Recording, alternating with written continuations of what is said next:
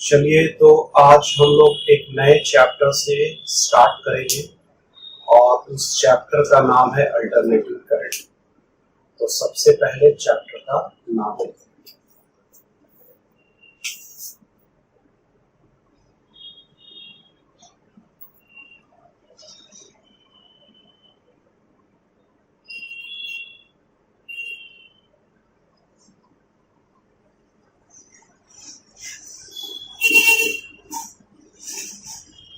इसको ए से भी कहते हैं।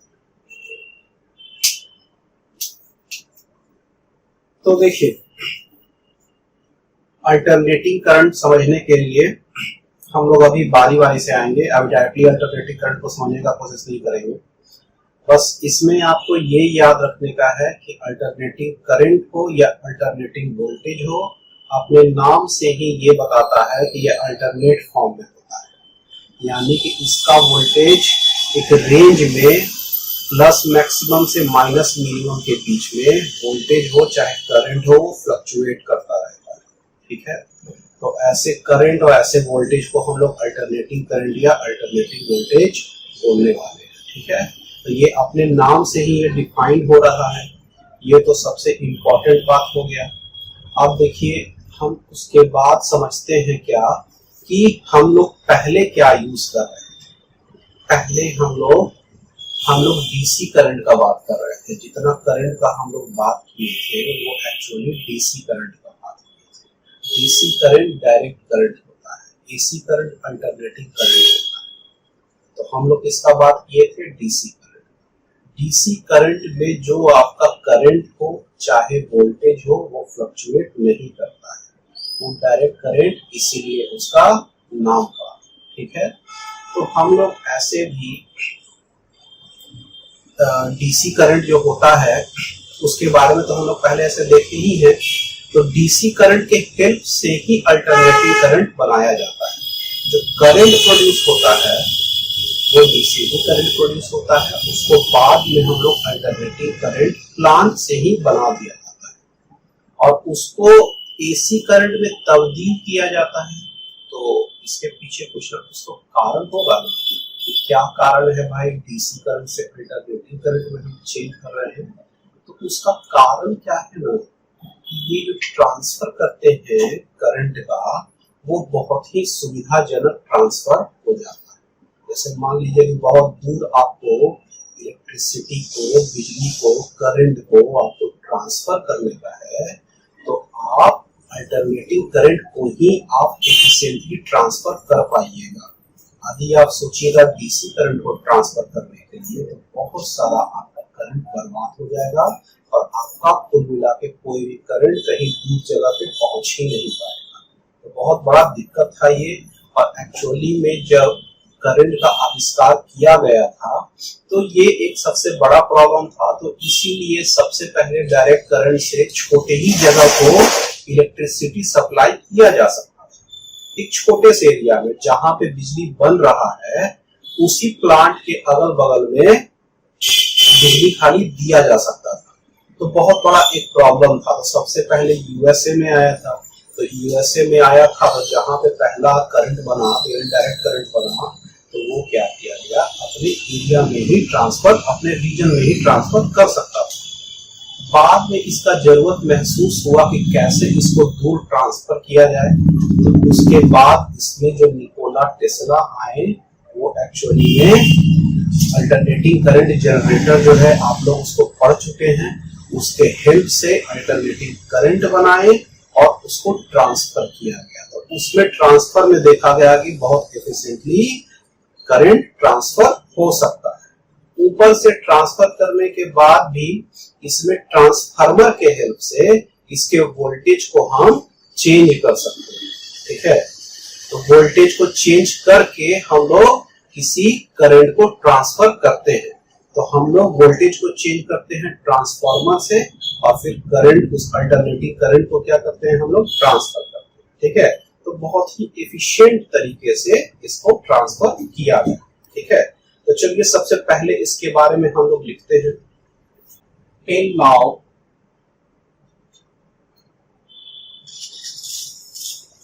we have discussed only direct current, which is also called as DC current.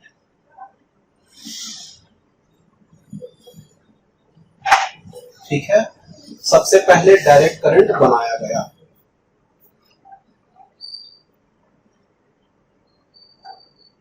But there was a technical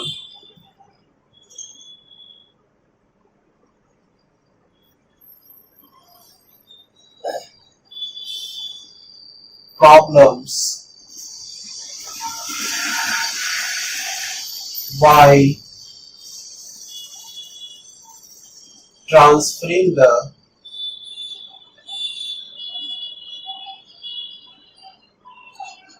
DC current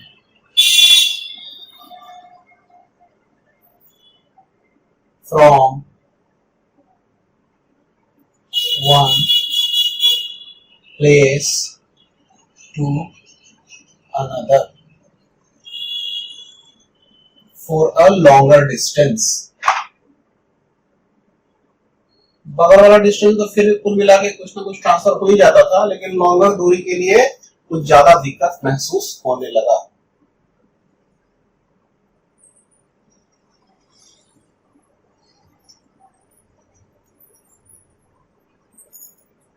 Then a scientist came called as Nikola Tesla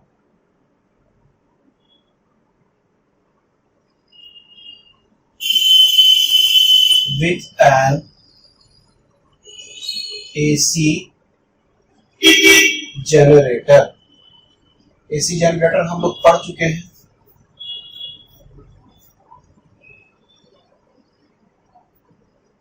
In the AC generator, the DC current gets converted into another type of current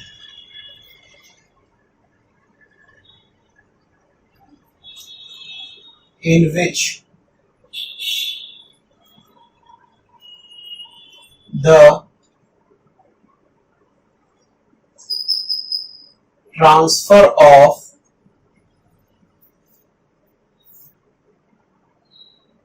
electricity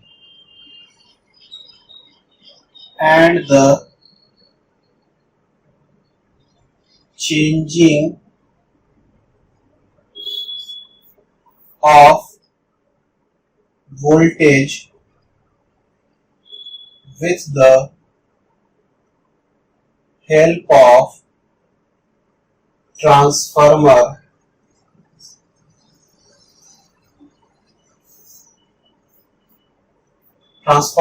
with the help of transformer was easy, and this current came into the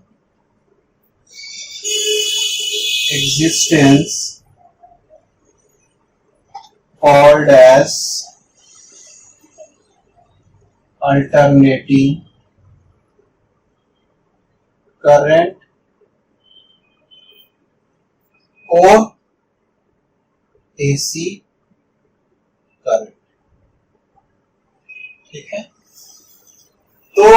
हुआ क्या कि इस DC current के help से हम लोग alternating current बनाना सीखे, और ये हमको कौन बताया? निकोला टेस्ला, जो एसी जनरेटर बनाकर लाया। अब इसके हेल्प से हम लोग बिजली को चेंज किए, उसका वोल्टेज हम लोग चेंज किए, और उसको वोल्टेज चेंज किए किसे? ट्रांसफार्मर के हेल्प से, और उसको ट्रांसफर कर दिए, तो बहुत दूर तक बिजली चला गया, बहुत ही एफिशिएंटली, ना ज्यादा बर्बाद हुए। ठीक है, पहले जो था इलेक्ट्रिसिटी और करंट को जब हम लोग ट्रांसफर करते थे तो बहुत बिजली बर्बाद होता था। ठीक है, अब ये जो बर्बादी जो होता था वो रुक गया बहुत हद तक, 100% तो नहीं रुका, लेकिन बहुत हद तक ये बर्बादी रुक गया। और इसीलिए इस करंट को देखा गया कि एसी करंट बहुत ही एफिशिएंट करंट है, जिसको हम लोग को यूज करना चाहिए। ठीक है, चलिए यहां तक उतारिए इसको। तो ये बात आप लोग को समझ में आया कि क्या बता रहे थे हम। अब हम लोग इस पे आगे बढ़ते हैं और कुछ और चीज देखते हैं। तो सबसे इम्पोर्टेंट बात क्या है इसमें कि जो डीसी करंट है, डायरेक्ट करंट, उसमें आपका न तो वोल्टेज वैरी करेगा न करंट वैरी करेगा। ठीक है, और अल्टरनेटिंग करंट में क्या बता रहे हैं कि उसका वोल्टेज और करंट वैरी करेगा। ठीक है, तो इसमें ये जो है सबसे बेसिक डिफरेंस है, तो इसको थोड़ा और अच्छे से समझिएगा। ये वैरी करने का मतलब क्या होता है? जैसे देखिए, हम लोग वोल्टेज का बात कर रहे थे। ठीक है, तो पहले जो वोल्टेज, मान लीजिए हम एक बैटरी लगाते थे, डीसी करंट वाला, डीसी वाला, तो एक बैटरी लगाया गया, तो बैटरी का जो दोनों टर्मिनल है, दोनों के बीच का पोटेंशियल डिफरेंस मेंटेन रहता था। दोनों के बीच का पोटेंशियल डिफरेंस मेंटेन रहने के कारण इसका पोटेंशियल जो हुआ वो वैरी तो नहीं किया ना। पोटेंशियल सेम रहने के कारण बैटरी का जो पोटेंशियल होता है वो हमेशा कांस्टेंट रहता है, उसको ईएमएफ भी कहते हैं। ये हम लोग पहले पढ़ चुके हैं। ठीक है, तो उसका ईएमएफ तो बैटरी का कांस्टेंट है, वो ईएमएफ तो बैटरी का चेंज नहीं होता है। ईएमएफ चेंज नहीं होता है मतलब वोल्टेज चेंज नहीं होता है, यानी कि पोटेंशियल डिफरेंस, यानी वोल्टेज क्या हुआ? पोटेंशियल डिफरेंस हुआ ना, यानी कि बैटरी का जो दोनों टर्मिनल है उसका जो पोटेंशियल डिफरेंस है वो चेंज नहीं हो सकता है। ठीक है, वो फिक्स है, तो वोल्टेज इसमें चेंज नहीं ना हुआ। अब क्या है कि वोल्टेज तो चेंज नहीं हुआ, अब जो करंट है वो भी इसमें चेंज नहीं करेगा। तो ऐसा कोई भी चीज जिसमें न तो वोल्टेज चेंज हो न करंट चेंज हो, वो डीसी वोल्टेज डीसी करंट हो गया आपका। ठीक है, अब देखिए अल्टरनेटिंग करंट क्या है। अल्टरनेटिंग करंट बनाए कैसे थे उसको याद कीजिए। एसी जनरेटर में हम लोग बनाए थे। एसी जनरेटर में क्या किए थे हम लोग? एक कॉइल था जिसको हम लोग कहाँ रखे थे? दो मैग्नेटिक पोल के बीच में रखे थे, और उसको क्या कर रहे थे? मोटर की हेल्प से रोटेट करवा रहे थे। उसको रोटेट कराने के साथ क्या हो रहा था? जो करंट निकल के आ रहा था, जो वोल्टेज निकल के आ रहा था, जो करंट निकल के आ रहा था, वो वैरी कर रहा था। वो उसका जो वोल्टेज या करंट था वो एक मैक्सिमम वैल्यू पे जाता था, फिर एक मिनिमम वैल्यू पे जाता था, और वो साइन फंक्शन की तरह काम करता था। साइन फंक्शन आप लोगों को समझ में आता होगा कि साइन फंक्शन क्या होता है। जैसे देखिए, साइन फंक्शन से कभी भी कंफ्यूज नहीं होने। जैसे देखिए,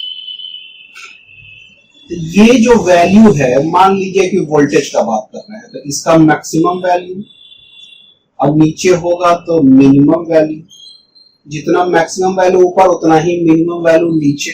ठीक है, इस तरह से ये वैरी करता था। तो ये ऐसे चलता, मैक्सिमम तक ऐसे गया। अच्छा, ये जो यहाँ जो बढ़ रहा है वो एक्चुअली टाइम के साथ बढ़ रहा है। ठीक है, इसको हम लोग रेडियन फॉर्म में, जो एंगल का जो रेडियन फॉर्म होता है उस फॉर्म में भी लिखते हैं। ठीक है, और इसको हम लोग कभी कभी फेज भी कहेंगे, ठीक है। तो क्या इसका मतलब होता है हम समझ जाएंगे। अभी आप टाइम के फॉर्म से ही समझिए कि ये क्या हो रहा है कि पहले टाइम बढ़ने के साथ ही मैक्सिमम पे गया, करते करते करते करते ये मिनिमम यानी जीरो पे पहुंच गया, फिर करते करते नेगेटिव में आया, नेगेटिव का ये मैक्सिमम पहुंचा, उसके बाद ये फिर जीरो पे तरफ आया, फिर ये करते करते फिर मैक्सिमम पे तरफ जाएगा, और फिर ऐसे करते करते ये बढ़ता जाएगा।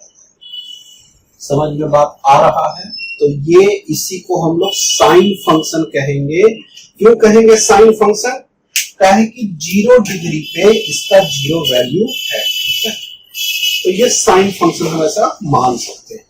साइन 0 इज इक्वल टू 0 होता है, तो यहाँ साइन 0 इज इक्वल टू 0 हो गया, तो इसको हम लोग साइन फंक्शन कहेंगे, ठीक है। अब चलिए एक चीज और, अब यहां तो आपको समझ में आ रहा है कि वोल्टेज कैसे वैरी कर रहा है। अब बात करते हैं करंट का। तो करंट देखा जाए, ये उसका मान लीजिए करंट भी चेंज कर रहा है, तो उसका भी कोई एक मैक्सिमम वैल्यू होगा। तो करंट भी बढ़ रहा है बढ़ रहा है बढ़ रहा है, जाते जाते मैक्सिमम पे गया, फिर आगे टाइम बढ़ते बढ़ते फिर 0 पे आ गया, फिर ये भी माइनस IM पे जाएगा, और फिर ये भी 0 आया यहां पे आते आते, फिर ऐसे करके ये भी वेरी कर रहा है। बात समझ में आ रहा है कि कैसे वोल्टेज और करंट टाइम के रेस्पेक्ट में बढ़ने पर इसका वैल्यू मैक्सिमम तक जाता है, एक ऊपर में मैक्सिमम एक नीचे में मैक्सिमम, उसी के बीच में ये फ्लक्चुएट करता रहता है साइन फंक्शन जैसा। तो हम लोग इसको साइन फंक्शन कहेंगे। वोल्टेज और करंट जो आपका है वो एक्चुअली में क्या है, साइन फंक्शन है, ठीक है। इसमें जो वैल्यू है आपका फ्लक्चुएट कर रहा है साइन फंक्शन के जैसा। तो चलिए इसमें लिखना स्टार्ट करते हैं। इन DC करंट और voltage, the value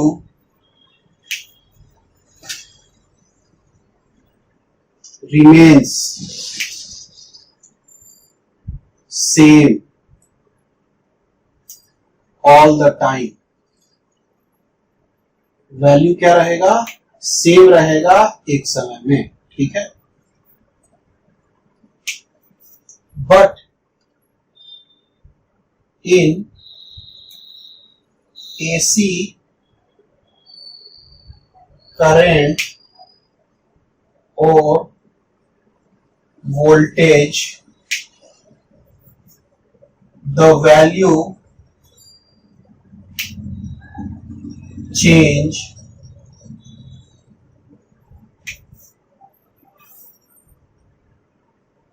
with respect to time, ठीक है। तो इसमें वोल्टेज और करंट का वैल्यू क्या होगा, टाइम के रिस्पेक्ट में चेंज करेगा। सो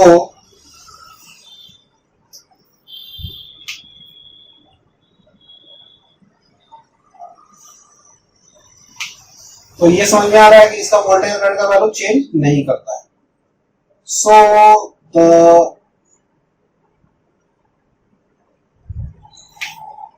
AC, so the source of voltage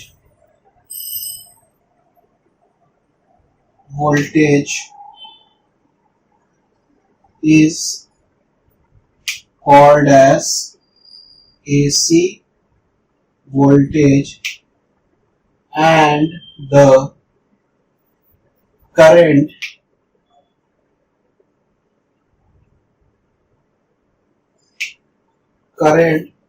from this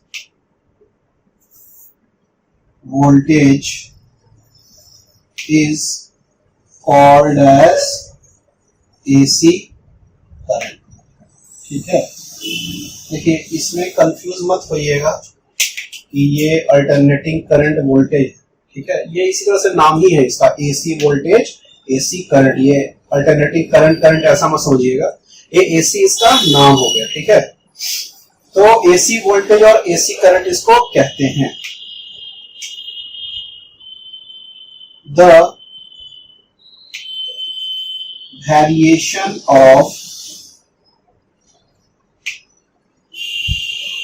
voltage and current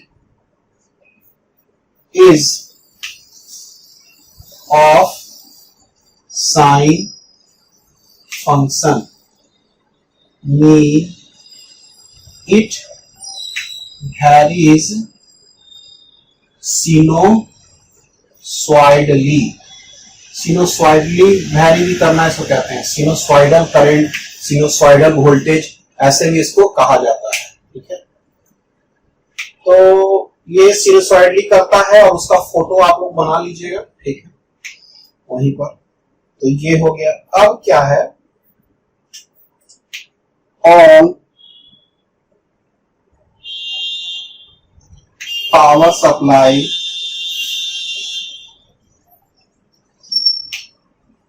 coming to our home from the power producing plant is of AC type। वो AC टाइप का ही voltage और current आता है। ठीक है, so all the electrical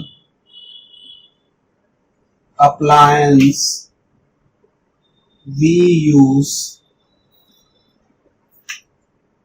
works on AC current. तो AC current के आधार पर ही वो वर्क करता है। ठीक है, तो इस तरह से हम लोग का एसी करंट का मेरा कॉन्सेप्ट, जो इंट्रोडक्शन कॉन्सेप्ट था, वो खत्म हो गया। ठीक है, चलिए इसको उतारिए, ये खत्म हो गया। अब हम लोग अगले टॉपिक पे आते हैं। अब एक टॉपिक लिखते हैं कि what is the phase in the alternating current and alternating voltage. ठीक है, तो ये फेज बहुत ही इंपॉर्टेंट है, इसको अच्छे से समझिएगा। उसके बाद हम लोग फेज डिफरेंस को समझेंगे। फेज समझ गए तो फेज डिफरेंस समझ में आ जाएगा।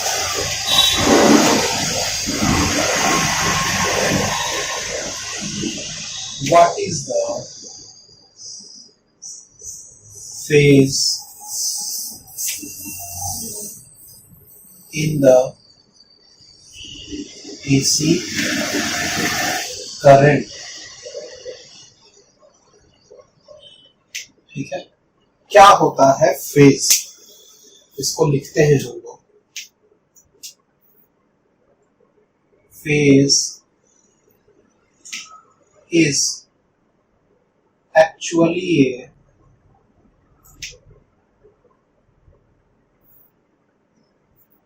Angle in radian form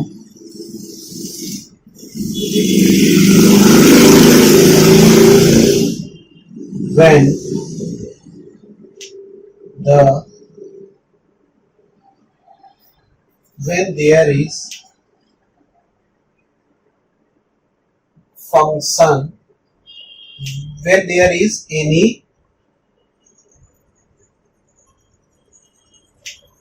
trigonometric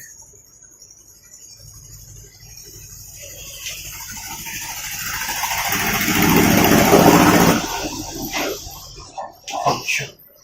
ठीक है, तो क्या होता है ये कि कोई फंक्शन रहेगा तो उस समय उसके एंगल को रेडियन के फॉर्म में बोले तो वो एक्चुअली में फेज है। ठीक है, अब देखिए क्या है इसका मतलब।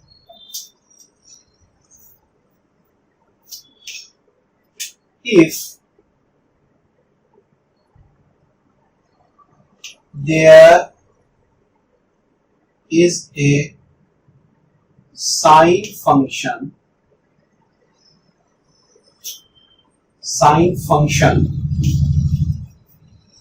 and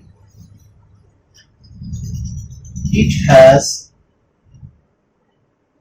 completed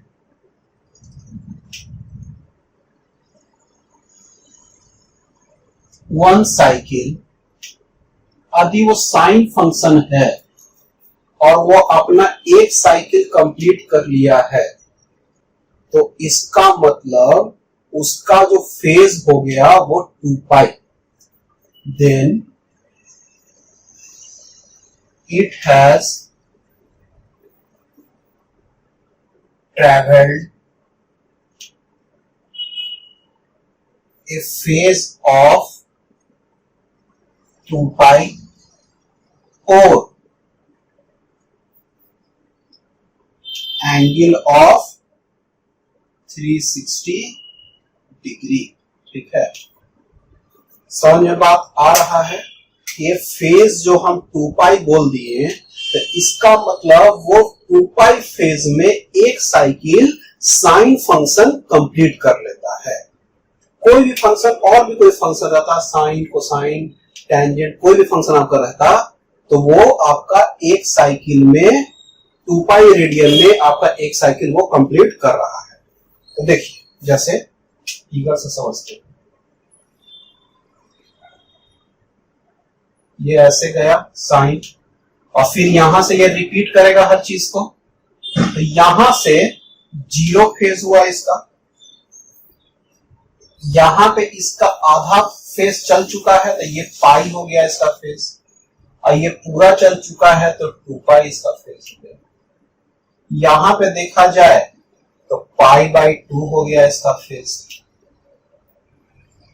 और यहां पे देखा जाए तो पाई प्लस पाई बाई 2 यानी कि 3 पाई बाई 2, और इसमें पाई बाई 2 जोड़िएगा तो 2 पाई हो गया। समझ में बात आ रहा है कि फेज एक्चुअली में क्या है? फेज एक्चुअली में रेडियन को बोल रहा है कि कितना फेज वो कंप्लीट कर चुका है। अब देखिए, इसको हम एक तरीका से और समझ सकते हैं। टाइम पीरियड क्या होता है पूरा एक साइकिल को कंप्लीट करने का? तो टाइम पीरियड से समझिए कि इसको यहां से यहां तक करने में टी टाइम पीरियड लग गए। ठीक है, टाइम पीरियड एक साइकिल कंप्लीट करने में। हम पहले टाइम पीरियड में पहले बता देखिए, टाइम में भी हम इसको मान सकते हैं, तो टाइम में आपको करके बताए थे। तो अभी देखिए कि ये मान लीजिए टी टाइम इसको लगा कंप्लीट करने में। ठीक है, तो यहां पे पाई तक आने में कितना लगा होगा? टी बाई 2 लगा होगा। अच्छा, इसको इतना करने में कितना लगा होगा? टी बाई 4 लगा होगा। इसको यहां करने में कितना लगा होगा? T by 2 plus T by 4, इसको जोड़िए कितना होता है? टी बाई 2 यहां तक था, और टी प्लस टी बाई 4 यहां से यहां तक में,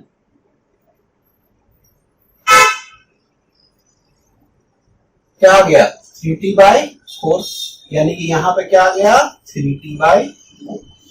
और यहां पूरा करने में 3t बाई 4 में हम लोग t बाई 2 मतलब t बाई 4 और जोड़ देंगे तो कितना हो जाएगा? 4t बाई 4, यानी कि t के लिए t हो गया। तो बात समझ में आ रहा है आपको? बात समझ में आ रहा है आपको कि हम टाइम पीरियड क्या है, फेज क्या है, एंगल क्या है, आप इसको समझ रहे हैं। अब चलिए हम थोड़ा एक और फॉर्म में जाते हैं, जैसे ऐसे सर्किल के फॉर्म। ठीक है, सर्किल के फॉर्म। अब मान लीजिए एक लाइन है ऐसे,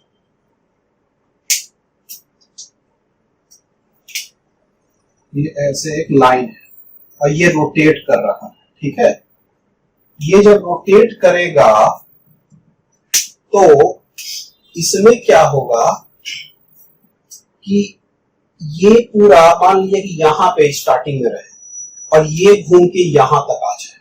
ठीक है, तो पूरा सर्किल का 1/4 लगाइए, तो इसको टाइम यहां तक आने में कितना लगेगा?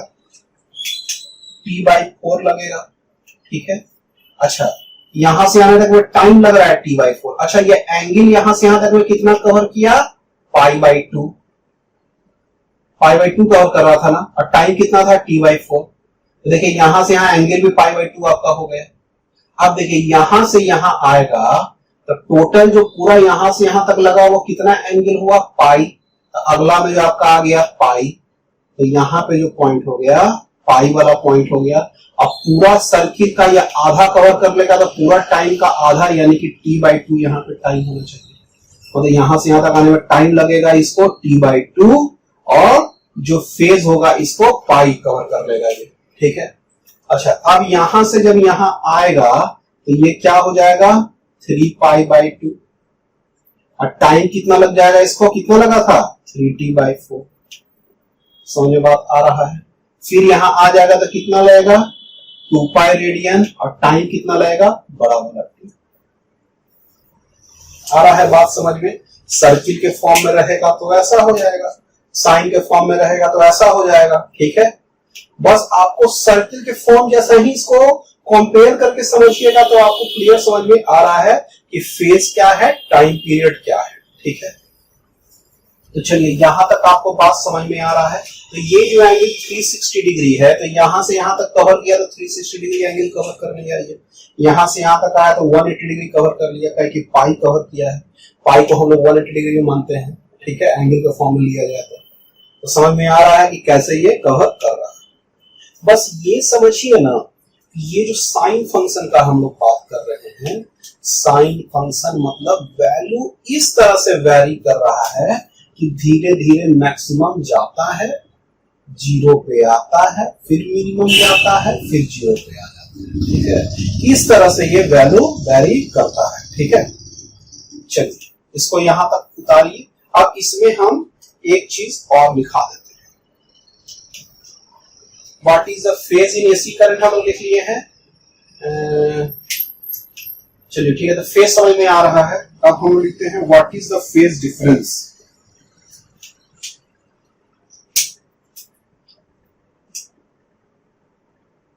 Then what is the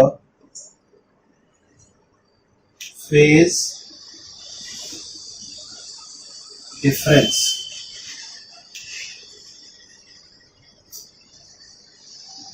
तो फेज डिफरेंस क्या होगा? तो फेज डिफरेंस का जब भी बात करेंगे तो दो क्वांटिटी को कंपेयर करेंगे तभी हम फेज डिफरेंस का बात कर सकते हैं।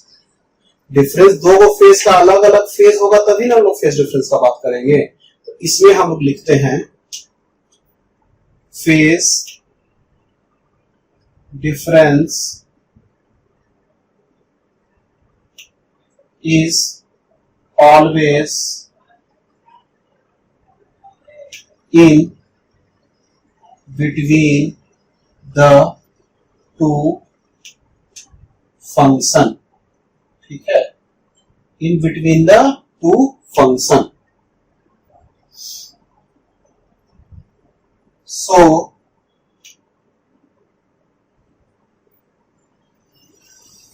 if the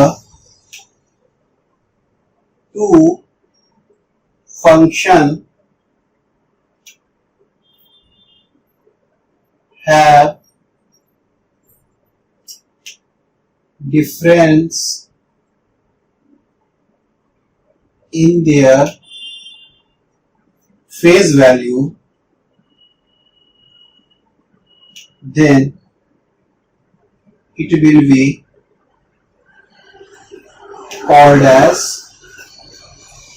phase difference। उसको हम लोग क्या कहेंगे, फेज डिफरेंस कहेंगे, ठीक है।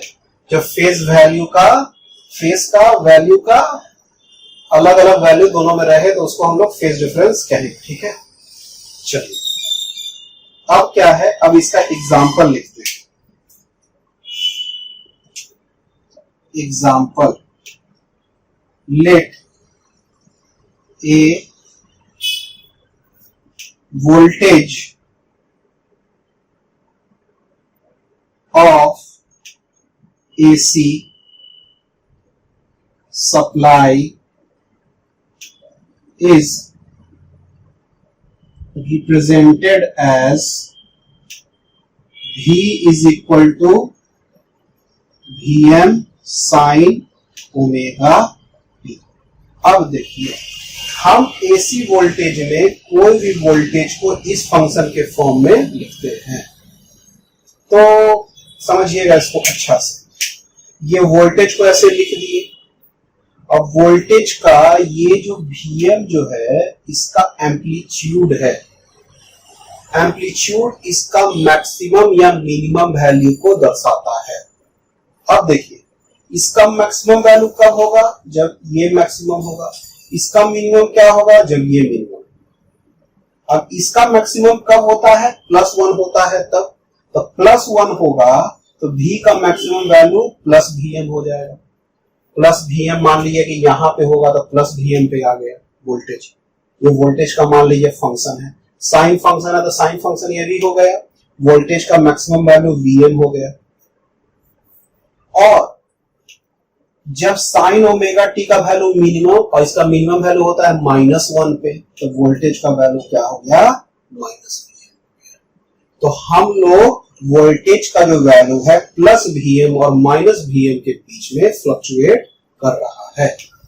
बीच में ये 0 भी आता है, फिर मिनिमम चल जाता है, फिर 0 आता है, फिर मैक्सिमम जाता है। ऐसे ही कर करके ये फ्लक्चुएट कर रहा है वोल्टेज का वैल्यू, और उसी तरह से करंट का वैल्यू। तो हम लोग V equal to Vm sin omega t का मतलब समझ रहे हैं। अब देखिए, ओमेगा जो आपका होता है उसको हम लोग एंगुलर वेलोसिटी कहेंगे, ठीक है, और T जो हो जाएगा इसका टाइम हो जाएगा, ठीक है। तो ये जो ओमेगा टी है अंदर में आपका क्या होना चाहिए था? एंगल के फॉर्म में साइन थीटा ना लेते हैं। तो ये एक्चुअली थीटा का एक अलग फॉर्म है जो एंगुलर वेलोसिटी और टाइम पीरियड के फॉर्म में दिया हुआ है। इसको हम लोग समझाते हैं। देखिए, here in place of sin theta we have sin omega t, as omega is equal to angular velocity और is equal to omega is equal to क्या होता है? theta by t।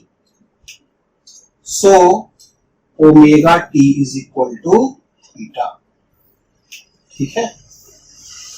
समझ में अब आ रहा है? तो इसीलिए ओमेगा टी के फॉर्म में इसको लिख लिए।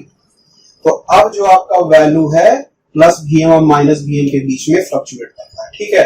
अभी तक इसको यहां तक रहने दीजिए, जब बहुत आगे पढ़ेंगे तो इसको और भी हम लोग डिटेल में जानेंगे, ठीक है। तो वोल्टेज का वैल्यू ऐसा दिया हुआ है साइन फंक्शन के फॉर्म में। अब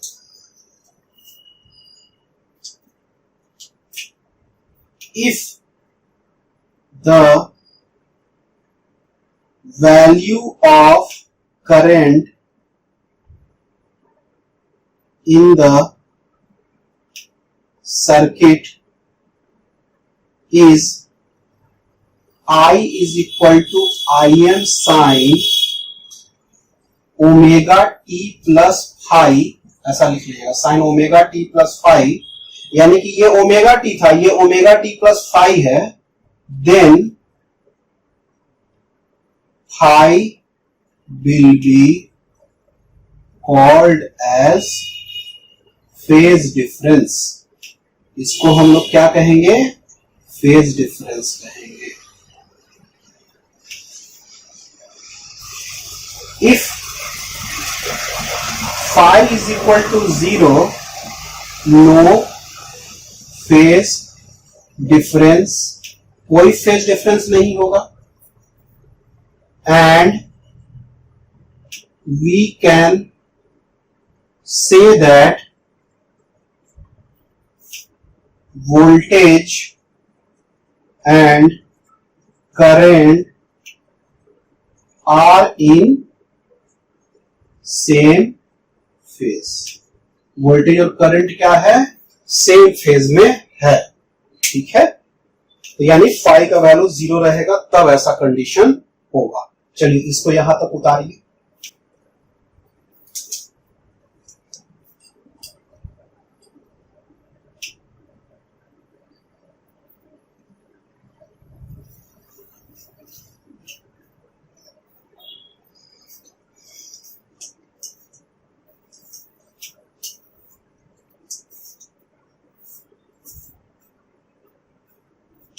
चलिए अब इसको मिटा रहे हैं।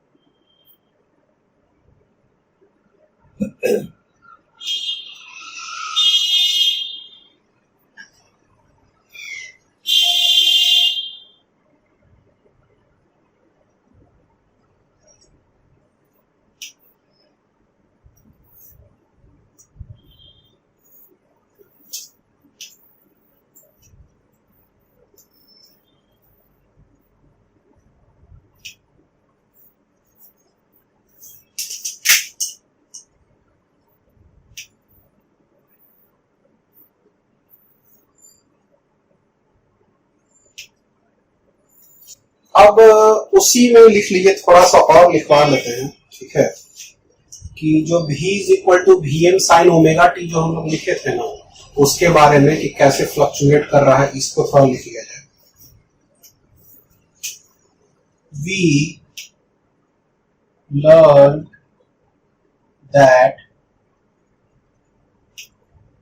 v is equal to V M sine omega t, ठीक है। So from this equation we can see that value of sin omega t varies from +1 to -1, where +1 is maximum value and -1 is minimum value, ठीक है। So value of v varies from plus Vm to minus Vm, where Vm is called as amplitude of the voltage। इसमें लिखते हैं this Vm is the maximum value or minimum value on both sides of sine function, ठीक है। ये बात तो समझ में आ रहा है। तो Vm क्या हो गया, आपका एम्पलीट्यूड हो गया। साइन ओमेगा टी साइन का फंक्शन हो गया, ओमेगा टी क्या हो गया, आपका रेडियन हो गया एंगल में, ठीक है। अब ये सब चीज तो समझ में आ रहा है। तो ये वोल्टेज हम लोग इस फॉर्म में लिखते हैं। अब हम लोग आगे बढ़ेंगे, इसको मिटाया जाए। एक चीज सिर्फ याद रखिएगा कि ये जो ओमेगा है उसको एंगुलर फ्रीक्वेंसी कहेंगे। जब इस टाइप का फंक्शन रहे तो उसको एंगुलर फ्रीक्वेंसी कहते हैं। सर्कुलर फॉर्म में रहेगा तो उसको एंगुलर वेलोसिटी कह सकते हैं। तो जहां पे वेलोसिटी लिखा हुआ है वहां पे उसको काट कर फ्रीक्वेंसी कर दीजिएगा। एक काम ये करिएगा, ठीक है। बस ये समझिए कि जब फंक्शन के फॉर्म में रहे तो फ्रीक्वेंसी के फॉर्म में रहेगा, सर्किल के फॉर्म में रहेगा तो उसको हम वेलोसिटी भी लिख सकते हैं, एंगुलर वेलोसिटी, कोई दिक्कत का बात नहीं है, ठीक है। चलिए इसको हम मिटा देते हैं। अब देखिए हम लोग करेंगे क्या यहाँ पे कि यहाँ पर हम लोग अभी टोटल 4 केस लेने वाले। 4 केस किस चीज का लेंगे, इसमें हम लोग क्या करेंगे कि एक मेरे पास सोर्स है एसी वोल्टेज का, ठीक है।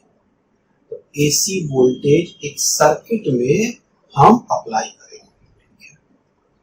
एसी वोल्टेज अप्लाई करने के बाद हम क्या देखेंगे कि उसका जो करंट है वो उसका फंक्शन क्या रहता है। ठीक है, तो कहीं कहीं पर देखेंगे कि जो फेज डिफरेंस है, जो फेज डिफरेंस अभी हम लोग पढ़े हैं, तो कहीं कहीं पे देखेंगे कि फेज डिफरेंस का कहीं कहीं वैल्यू है और कहीं कहीं फेज डिफरेंस का वैल्यू 0 है, यानी कि इन फेज में है। अच्छा, एक चीज और बता दें कि फेज डिफरेंस होने का मतलब और इन फेज होने का मतलब थोड़ा सा और डिटेल में जान जाइए। जब हम लोग इन फेज में कहते हैं कि इन फेज में है, तो इसका मतलब अभी तक जो हम लोग क्या देखे हैं कि फेज डिफरेंस 0 हो गया। फेज डिफरेंस 0 होने का मतलब कि करंट और वोल्टेज है। देखिए, हम करंट और वोल्टेज को ही ज्यादातर कंपेयर करते हैं, ठीक है, तो इसलिए हम लोग यहाँ पे बार बार करंट वोल्टेज का ही एग्जांपल दे रहे हैं। तो करंट वोल्टेज मान लीजिए हम ले लिए, तो फेज यदि 0 है, फेज डिफरेंस यदि 0 है, यानी इन फेज में है, तो करंट का और वोल्टेज का maximum value, zero value, minimum value आपका एक साथ ही होगा। समझ में बात आ रहा है? यानी कि जो वैल्यू, जो उसका मैक्सिमम जो जा रहा था वोल्टेज का, तो करंट का वैल्यू भी उसी समय मैक्सिमम पे चल जाएगा, और मिनिमम पे जा रहा था तो उसी समय करंट का ही वैल्यू मिनिमम पे जाएगा। जीरो पे जा रहा था तो उसी समय करंट का वैल्यू जीरो पे भी जाएगा। ठीक है, तो इस तरह से इन फेज का मतलब है मैक्सिमम मिनिमम वैल्यू जो आपका है वो एक साथ ही जाएगा, और फेज डिफरेंस रहे तब ऐसा नहीं होगा। उसका हो सकता है वोल्टेज का मैक्सिमम वैल्यू रहे, तो हो सकता है करंट का मिनिमम वैल्यू रहे या कोई और वैल्यू रहे। ठीक है, ये भी हो सकता है। तो फेज डिफरेंस और इन फेज का मतलब आप लोग को समझ में आ रहा है। तो हम लोग क्या करेंगे कि सबसे पहले एसी वोल्टेज आप अप्लाई कर दीजिएगा एक सर्किट में। अब उस सर्किट में हम लोग बारी बारी से तीन चीज लगाकर देखेंगे। पहला लगाकर देखेंगे रजिस्टर, सेकंड में लगाकर देखेंगे कैपेसिटर, थर्ड में देखेंगे इंडक्टर, और लास्ट में देखेंगे तीनों को एक साथ लगा देंगे तब। ठीक है, ये टोटल 4 केस हम लोग यहाँ पे पढ़ने वाले हैं। इसी 4 केस के बारे में आपसे अभी हम बोल रहे हैं। तो ये चारों चीज को जब लगाएंगे तो हम लोग, जैसे मान लीजिए कि हम केस लगा दे कि कैपेसिटर लगा दिए हैं और एक एसी वोल्टेज लगा दिए हैं, तो एसी वोल्टेज मान लीजिए V is equal to VM sine omega t हो गया। ठीक है, तो जो करंट है उस सर्किट में क्या उसका फेज में चेंज आता है? नहीं आएगा, तो उसको इन फेज कह देंगे। और यदि फेज में चेंज आएगा तो दोनों में कुछ फेज डिफरेंस हो जाएगा। उस फेज डिफरेंस का हम लोग वैल्यू निकालेंगे अलग अलग केस में। ठीक है, तो हम लोग का जो पूरा टॉपिक जो अभी कुछ घंटे जो हम लोग का जो टॉपिक रहेगा वो क्या रहेगा? फेज डिफरेंस को देखना कि फेज डिफरेंस क्या आता है करंट और वोल्टेज में जब बारी बारी से सबको लगाते हैं और फिर जब एक बार सबको लगाते हैं। ठीक है, ये चारों केस में हम लोग फेज डिफरेंस नापेंगे, और ये बहुत ही इंपॉर्टेंट है फेज डिफरेंस को नापना। ठीक है, फेज डिफरेंस को नाप के हम लोग पता कर सकते हैं करंट का वैल्यू कहां पे मैक्सिमम होगा, उस समय वोल्टेज का वैल्यू क्या है। तो ये जो डिफरेंस है इस तरह से हम लोग जानकारी उसका लेंगे। ठीक है, जो बाद में हम लोग को काम भी आता है। अलग अलग हम लोग इक्विपमेंट बनाते हैं तो उसमें इस टाइप का चीज का बहुत ही ज्यादा आवश्यकता पड़ता है। ठीक है, तो ये सब तो बात का केस है, लेकिन अभी के लिए हम लोग को फेज डिफरेंस पता करने का है। ठीक है, तो चलिए हम लोग लेते हैं क्या इसमें पढ़ना, इस तरह पर लिख देते हैं।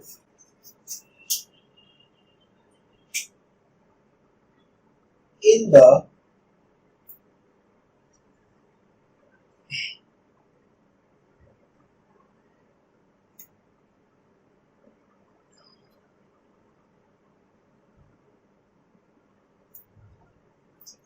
upcoming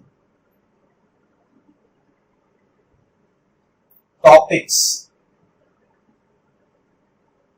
we are going to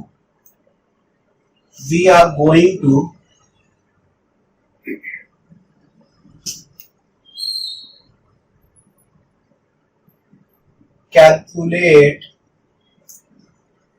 the phase difference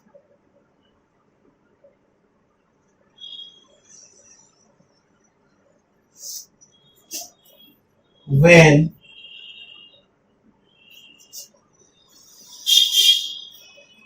resistor, capacitor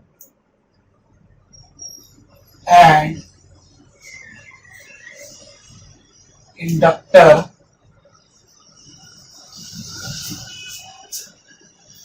is connected to the circuit है. This phase difference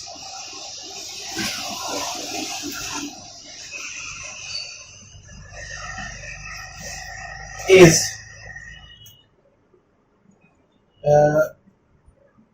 can be understand more simply with the help of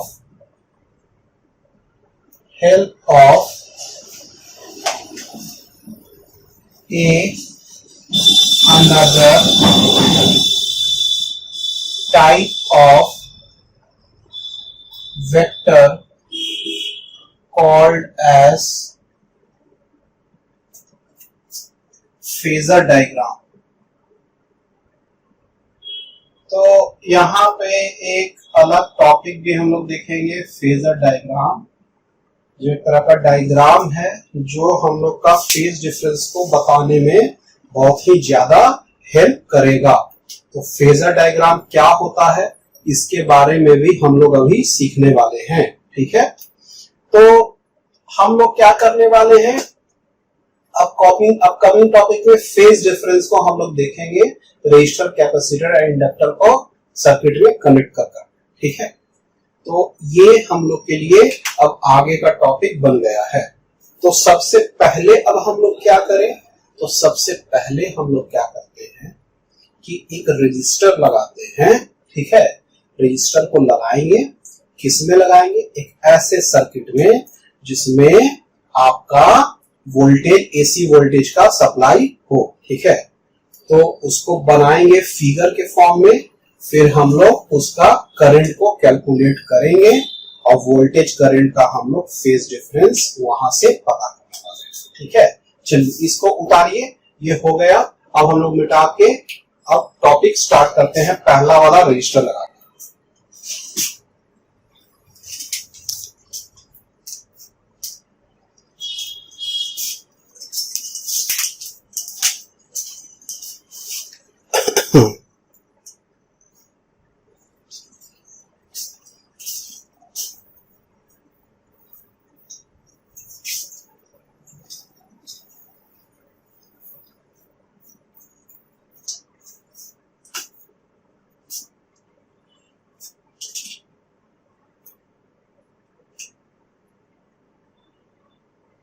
पहला, when a resistor connected with AC voltage supply. ठीक है, पहला ये हो गया आपका. चलो इसमें पॉइंट वाइज पॉइंट लिखना स्टार्ट करते हैं.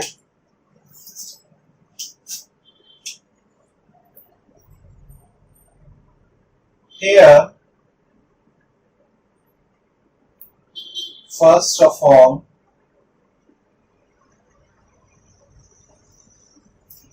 we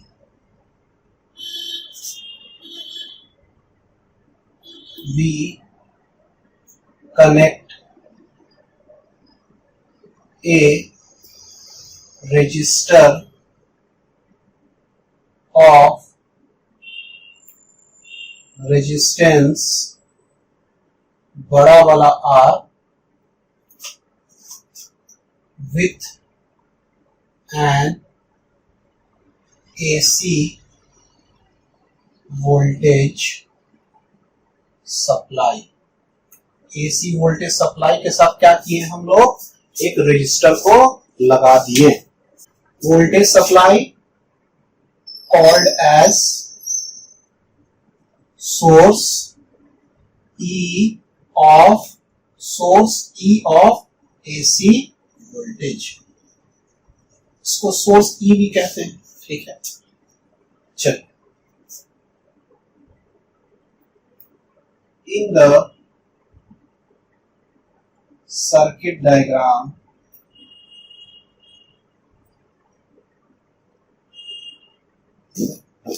AC voltage will be represented as AC voltage is represented as, ये ऐसा साइन से हम इसको डिनोट करते हैं. ठीक है, AC जो सर्किट डायग्राम में है इसको ऐसा हम लोग बना देते हैं. ठीक है,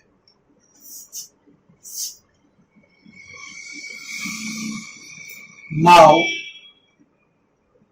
ये अच्छा रजिस्टर लगा ही हुआ है, ये आपका हो गया. अब हम लोग the voltage is given as V is equal to Vm sin omega t, where Vm क्या हो गया, एम्पलीट्यूड, और ओमेगा क्या हो गया, एंगुलर फ्रीक्वेंसी. ठीक है, चलो. तो हम लोग क्या किए, एक सोर्स लिए AC वोल्टेज का. ठीक है, और इसको क्या किए, इस साथ में एक रजिस्टर लगा दिए. रजिस्टर का रेजिस्टेंस R है. ठीक है, ये बात समझ में आ रहा है कि V is equal to Vm sine omega t आपका हो गया. ठीक है, अब हम लोग लिखते हैं applying Kirchhoff's loop law,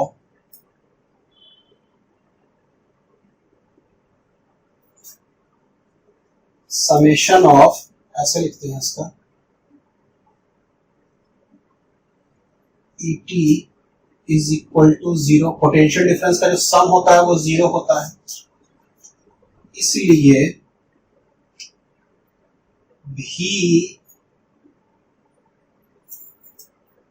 is equal to RI होगा. ठीक है, potential difference equal to RI, यही ना होगा. यदि इसमें I करंट होगा तब तो V का वैल्यू हम लोग लिख देंगे Vm sine omega t is equal to, इसको बड़ा ही मान लेते हैं. ठीक है, IR.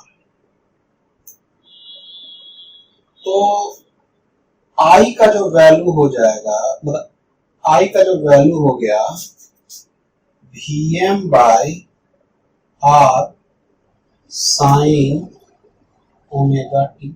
ठीक है,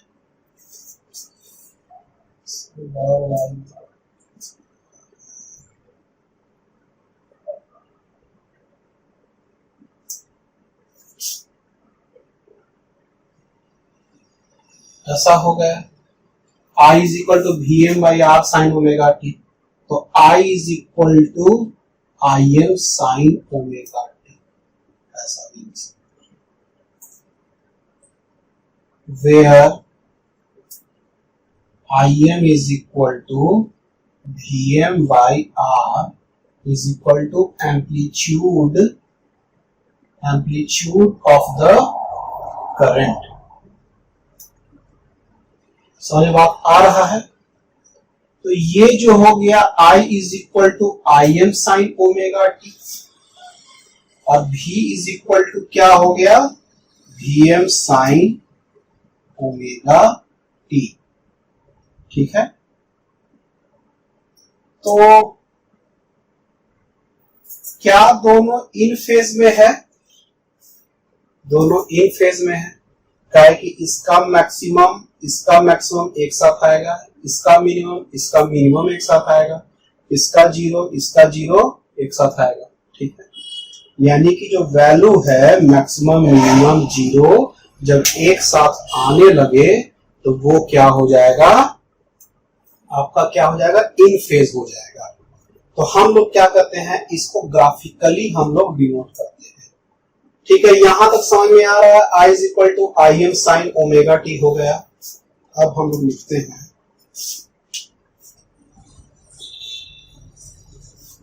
ग्राफिकली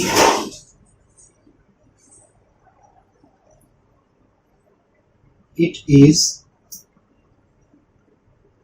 represented as, कैसे ग्राफिकली हम इसको डिनोट करेंगे, जैसे देखिए ये है ऐसा।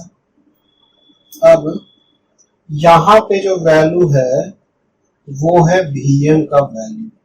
ठीक है, तो यहां माइनस Vm का होगा तो उसको लिखने की जरूरत नहीं है, तो समझिए कैसे है, ऐसे गया, ये मिनिमम गया, फिर ये जीरो गया, फिर मैक्सिमम गया, और फिर करते करते ये ऐसे जाते जाएंगे। ठीक है, समझ में आ रहा है, Vm का वैल्यू ऐसे चेंज कर रहा है। ठीक है, अब देखिए ये तो Vm का वैल्यू है। अब क्या होगा कि करंट का value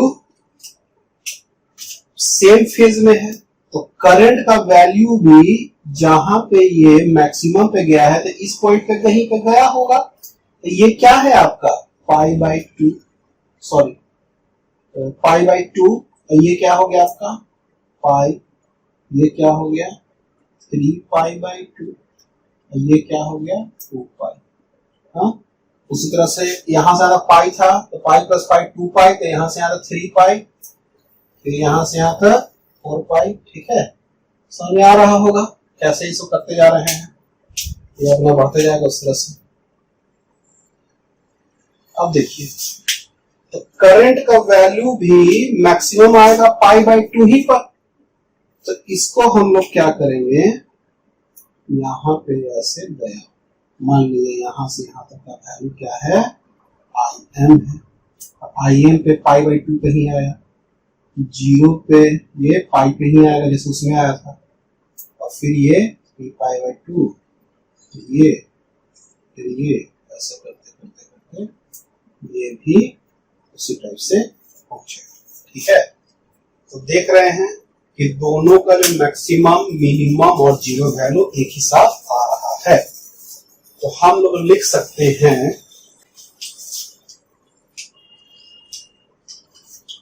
from the above graph we can see that maximum, minimum or zero value of current and voltage comes at the same time, so voltage and current are said to be in phase। एक term है इन phase, तो इसको हम लोग इन phase में कहेंगे। ठीक है, तो करंट और वोल्टेज जब एक रजिस्टर में होगा तो वो इन फेज में होगा। इन फेज में वोल्टेज बढ़ेगा तो करंट का वोल्टेज मैक्सिमम होगा, तो करंट उस समय मैक्सिमम, वोल्टेज मिनिमम तो करंट उस समय मिनिमम। तो मतलब एक तरह से जो रजिस्टर में जो करंट फ्लो कर रहा है वो एकदम पूरा तरह से डिपेंडेंट है इस पे। ठीक है, समझ में बात आ रहा है? जैसे ये बढ़ेगा मैक्सिमम पहुंचेगा तो ये भी मैक्सिमम पे, मिनिमम पे, तो ये भी इसका करंट भी मिनिमम पे। ठीक है, ये बात समझ में आ रहा है? तो इसको उतारिए, ये नीचे वाला रहने देते हैं, उस फिगर को भी रहने देते हैं। इसमें लिखते हैं we saw that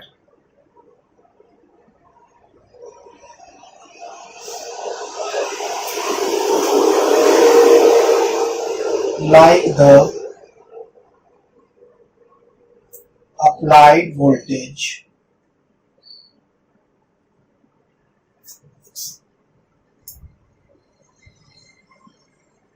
current also has positive and negative value in a complete cycle, ठीक है, और 2 पाई रेडियन। ठीक है, तो समझ में बात आ रहा है?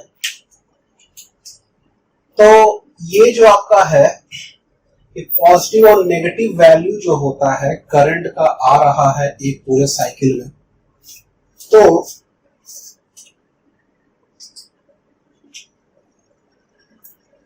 therefore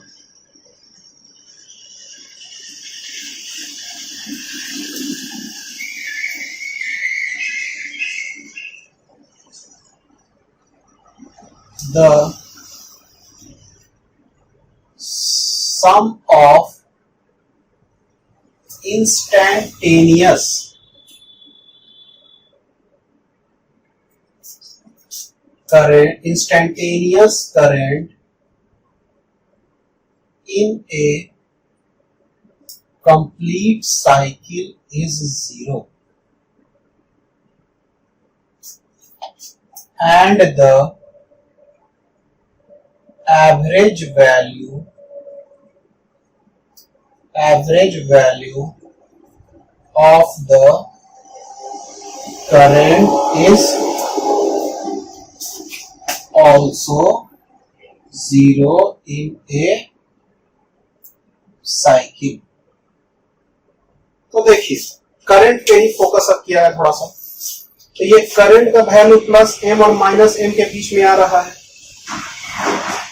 तो एक साइकिल यानी यहां से यहां तक में उसका सब करंट, ये सब करंट और इसका ये सब जुड़ान स्टार्ट करेंगे हम लोग, यानी कि इंस्टेंटेनियस करंट को एक कंप्लीट साइकिल में हम पूरा जोड़ देंगे। तो एक पॉजिटिव और सेम चीज नेगेटिव में है, तो सब जोड़ेंगे तो क्या हो गया? 0। समझ में बात आ रहा है कि हम लोग इंस्टेंटेनियस करंट को एक कंप्लीट साइकिल में जोड़ेंगे तो उसका वैल्यू 0 आता है। ठीक है, अब बात है average value of the current. ठीक है, तो एवरेज वैल्यू ऑफ करंट का भी वैल्यू 0 आएगा। जितना भी करंट हम लेंगे वो प्लस और माइनस वाला मिलकर स्टार्टिंग में ही ऊपर ही में 0 हो जाएगा। तो ये जो करंट का वैल्यू जो एवरेज में आएगा वो भी 0 आ जाएगा। समझ में बात आ रहा है? इंस्टेंटेनियस करंट तो प्लस और माइनस वाला आपका कैंसिल करता गया, और जो एवरेज वाला है, एवरेज हम कैसे निकालते हैं? जितना डेटा लेते हैं और उससे उतना नंबर से उसका डिवाइड कर देते हैं। तो ऊपर वाला जितना डेटा लेंगे वो पॉजिटिव और नेगेटिव मिलाकर से 0 हो जाएगा। बाकी जो नीचे इतना नंबर से आप डिवाइड कीजिए। मान लीजिए आप 10 सैंपल लेते हैं तो 5 सैंपल इधर कर लीजिए, 5 सैंपल इधर कर लीजिए। ठीक है, तो बाकी उसके नंबर से डिवाइड कर देंगे 10 से, तो आपका तभी वैल्यू 0 होगा। यानी कि एवरेज करंट और इंस्टेंटेनियस करंट का वैल्यू जो होगा आपका 0 होगा। किसमें? आपका किसी भी करंट सप्लाई में आपका। ठीक है, कोई भी करंट जो होगा I is equal to I M sine omega t के फॉर्म में रहेगा, तो आपका एवरेज और इंस्टेंटेनियस करंट का वैल्यू 0 हो रहा है। ठीक है, अब ये तो करंट 0 हो गया, लेकिन पावर 0 नहीं होता है। ये पावर कौन सा पावर के बारे में बात कर रहे हैं? हम लोग पावर बात कर रहे हैं joule law of heating. Joule law of heating कौन सी पावर का बात करता है? वो पावर जो रजिस्टर के फॉर्म में, हीट के फॉर्म में निकलता है रजिस्टर से, उस पावर का बात कर रहे हैं। तो इसका मतलब इसमें से करंट आएगा तो क्या इसमें से हीट नहीं निकलेगा? क्या रजिस्टर गर्म नहीं होगा? रजिस्टर गर्म हुआ, रजिस्टर गर्म हुआ तो मतलब कुछ एनर्जी या कुछ पावर बर्बाद हुआ, तभी तो ऐसा संभव हुआ। यानी कि कुछ पावर ये प्रोड्यूस कर रहा है, तभी ना ये गर्म हो पा रहा है। अब गर्म होके क्या कर रहा है? इसको हीट कर रहा है रजिस्टर को, और वो हीट क्या कर रहा है? एयर में डेसिपेट हो जा रहा है। तो ये जो पावर प्रोड्यूस करेगा, जो करंट, वो 0 नहीं हो रहा है। पावर कौन सा बात कर रहे हैं? वो पावर जो कि रजिस्टर में हीट होने के कारण जो निकल रहा है, तो वो भी एक तरह का हीट एनर्जी है। रेट ऑफ हीट एनर्जी क्या हो जाएगा? पावर हो जाएगा। तो उस पावर का बात कर रहे हैं, इसको जूल्स लॉ ऑफ हीटिंग भी कहते हैं। तो वो पावर का वैल्यू 0 नहीं होगा, क्योंकि हीट गर्म हो रहा है रजिस्टर। ठीक है, तो पावर का फॉर्मूला जो होता है वो होता है I स्क्वायर R। ठीक है, तो I स्क्वायर R है, तो I इसमें प्लस लीजिए चाहे माइनस लीजिए, आपका वो स्क्वायर करके I स्क्वायर को पॉजिटिव कर देगा। तो इसीलिए पावर का वैल्यू 0 नहीं होता, क्योंकि इसका फॉर्मूला है I स्क्वायर R। तो चलिए हम लोग इसमें लिखते हैं,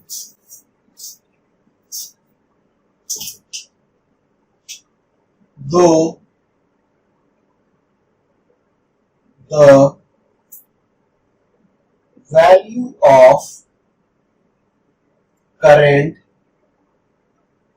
value of instantaneous current, value of instantaneous and average current is 0, but still current का एवरेज वैल्यू 0 होने का मतलब ये नहीं कि पावर ही 0 प्रोड्यूस कर रहा है, करंट 0 नहीं हो रहा है। करंट का एवरेज और इंस्टेंटेनियस वैल्यू 0 हो रहा है, याद रखिएगा। करंट का इंस्टेंटेनियस और एवरेज वैल्यू 0 हो रहा है, करंट 0 नहीं हो रहा है। But still this current will produce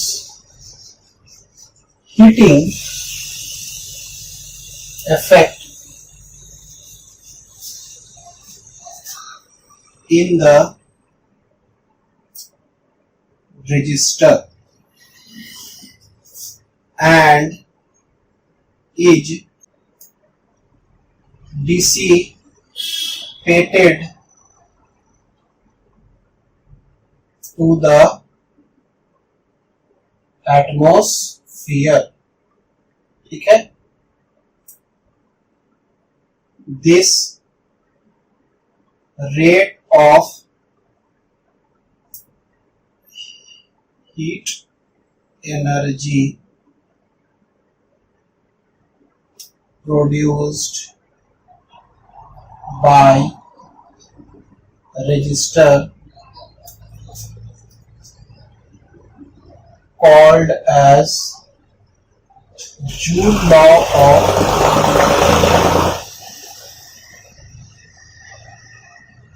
law of heating. It is called as Joule law of heating.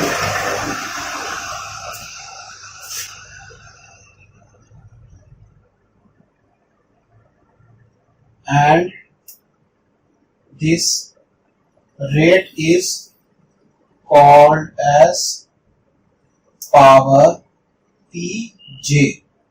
Given by PJ is equal to I square R. PJ is equal to I square R होता है। चलिए ये आई square R तो आपका हो गया। अब हम लोग इसमें करते हैं क्या,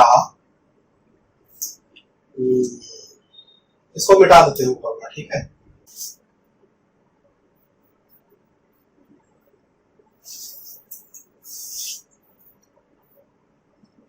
कभी कभी पीजे भी लिखते हैं और कभी कभी पी भी लिख देते हैं, ठीक है, तो कोई दिक्कत का बात नहीं है। पावर मतलब समझ जाइएगा, जब भी सर्किट में बात करता है पावर का, तो वो इसी हीटिंग इफेक्ट के बारे में बात करता है। रेट ऑफ हीट एनर्जी जो प्रोड्यूस होता है, इसका मतलब पावर हुआ, वो पावर उसी के बारे में बात करता है, कितना हीट एनर्जी का निकलने का रेट है, ठीक है। तो चलिए इसमें लिखते हैं, ये पावर इसलिए इंपॉर्टेंट है ना कि सर्किट ज्यादा गर्म नहीं हो जाए, तो उसका पावर का एक वैल्यू होना चाहिए, ठीक है। वो ज्यादा हीट को वो डेसिपेट कर देगा, तो इससे क्या होगा कि आपका सर्किट ज्यादा गर्म नहीं रहेगा और बचा हुआ रहेगा, ठीक है। शॉर्ट सर्किट नहीं होगा, सर्किट बर्बाद नहीं होगा। तो हम लोग इसमें लिखते हैं दिस पावर P नहीं, इसको ऐसा लिखते हैं, the value of instantaneous power at a time is given as. Instantaneous power का सम नहीं ले रहे हैं हम लोग एक साइकिल में, इंस्टैंटेनियस पावर का किसी पॉइंट पे हम लोग ले रहे हैं, किसी टाइम पर, ठीक है। Is given as P is equal to I square R, और I इज इक्वल टू लिख सकते हैं I M sine omega t का स्क्वायर इंटू आर। तो I M square R sine square omega t, ठीक है। तो P इज इक्वल टू क्या हो गया, I M square R sine square omega t. ये बात समझ में आ रहा है कि पावर का वैल्यू ऐसा हो जाएगा, ठीक है। अब देखिए, ये तो इंस्टैंटेनियस पावर का बात हो गया। अब हम लोग बात करते हैं एवरेज पावर का, ठीक है। तो एवरेज पावर का बात करेंगे और एवरेज पावर हम लोग निकालते हैं। The average value of power in a cycle is represented as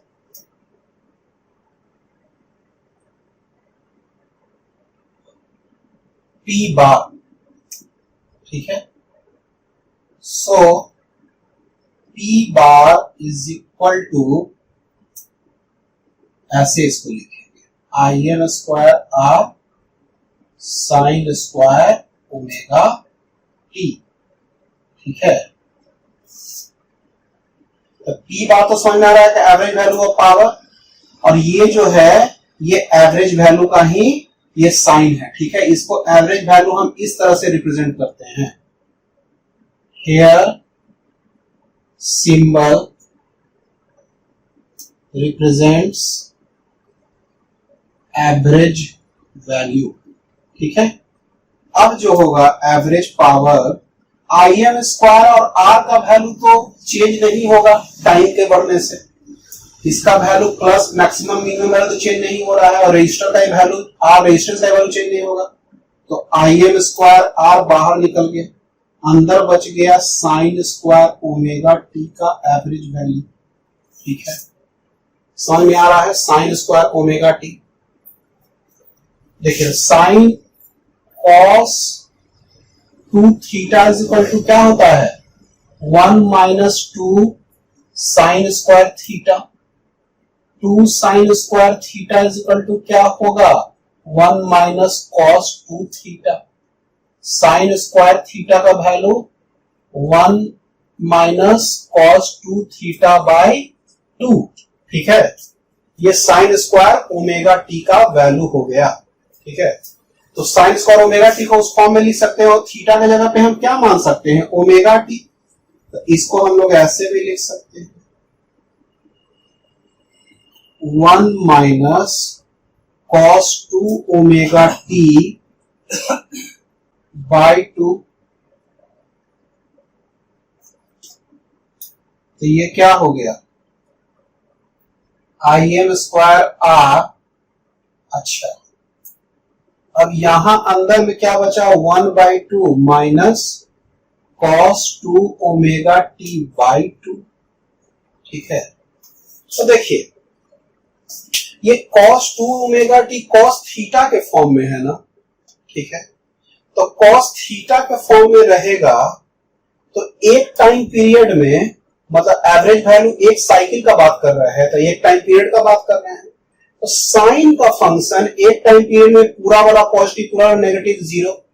उस वजह से कॉस का भी आप लीजिएगा तो कॉस का कैसा होना चाहिए आपको सिंबल, मतलब ये आपका फंक्शन कैसा होगा, ऐसा होगा, ठीक है, ऐसा ही होता है। तो इसका भी आप एक टाइम पीरियड में लीजिएगा, इसका ये वाला से लेकर यहां तक इसका एक टाइम पीरियड हो जाएगा। तो ये वाला जितना नेगेटिव उतना मिला के पॉजिटिव, तो इसका वैल्यू जीरो। तो इसका वैल्यू एक साइकिल में जीरो हो जाएगा, चाहे कॉस थीटा रहे चाहे साइन थीटा रहे, इसका वैल्यू एक टाइम पीरियड में जीरो।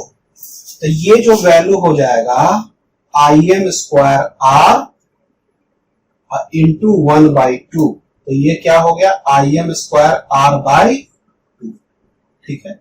ये बात समझ में आ रहा है। ये किसका हो गया, एवरेज वैल्यू ऑफ पावर।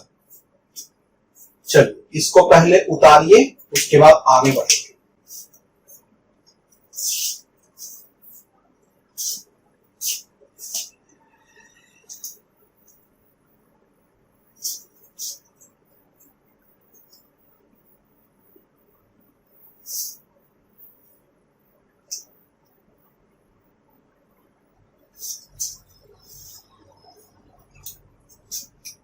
तो P बार का वैल्यू है I M square by 2 into R.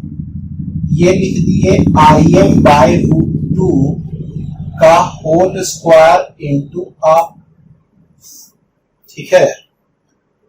तो आई एम बाई रूट 2 जो होगा उसको हम लोग लिखते हैं आई आर एम एस, और ये आई आर एम एस ये इसको लिखेंगे रूट मीन स्क्वायर, ठीक है, करंट, या आई भी लिखते हैं, इसको इफेक्टिव करंट लिखते हैं।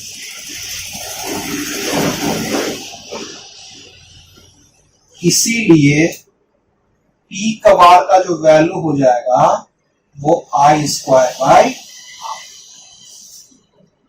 ये आई क्या हो जाएगा आपका, इफेक्टिव करंट हो जाएगा या आरएमएस करंट हो जाएगा, ठीक है।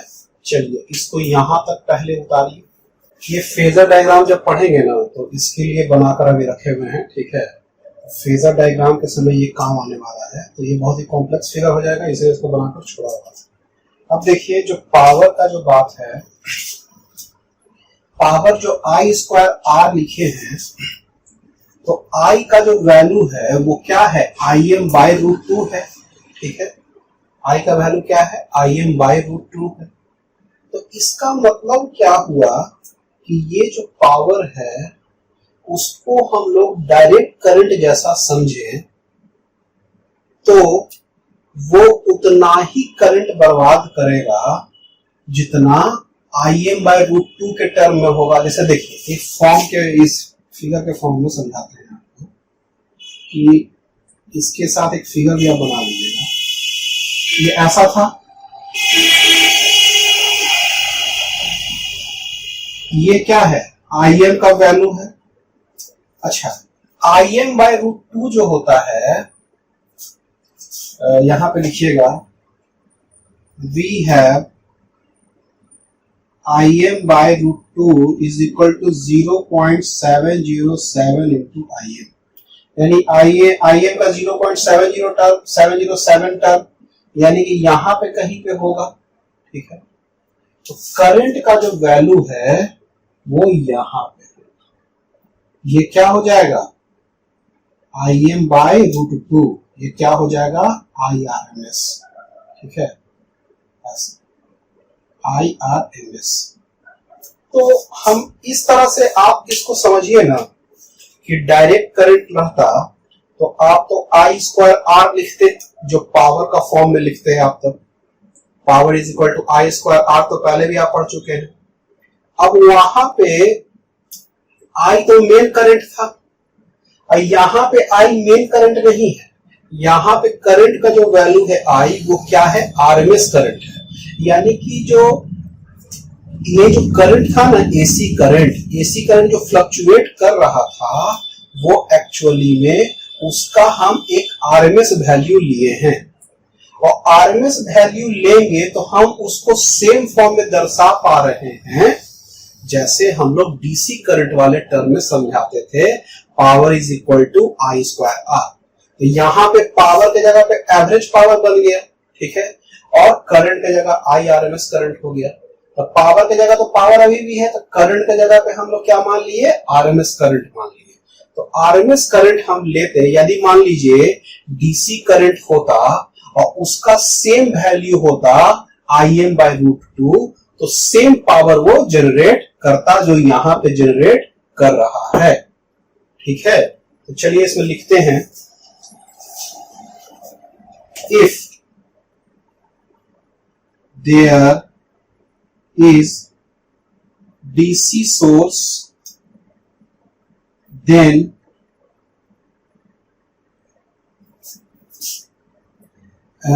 DC source and the value of current is Im by root 2 is equal to RMS of DC current, then it would have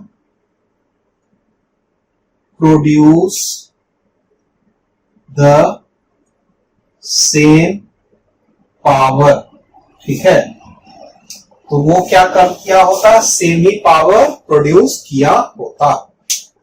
ठीक है, ये बात समझ में आ रहा है कि ये आरएमएस करंट का इस फॉर्म, आरएमएस करंट के फॉर्म में हम पावर को लिखेंगे तो power equal to I square R हो जाएगा। बस अल्टरनेटिंग करंट में हमको याद रखने का है कि हमको एवरेज पावर निकालना है, तो करंट के जगह पे आरएमएस करंट का वैल्यू लेंगे, रूट मीन स्क्वायर करंट का वैल्यू लेंगे, और रूट मीन स्क्वायर करंट का वैल्यू क्या हो गया, मैक्सिमम करंट, यानी मैक्सिमम करंट का जो एम्पलीट्यूड है बाय रूट 2 से हम क्या करें, इसको डिवाइड कर दें, तो ये जो वैल्यू हो जाएगा वो आपका आरएमएस करंट का वैल्यू हो जाएगा। ठीक है, और वही सेम पावर जनरेट करेगा, यदि डीसी करंट को भी आप सेम करंट दे दीजिएगा तो सेम पावर जनरेट करेगा।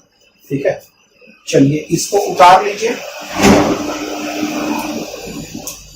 अब हम लोग एक दो टर्म खाली और लिखेंगे।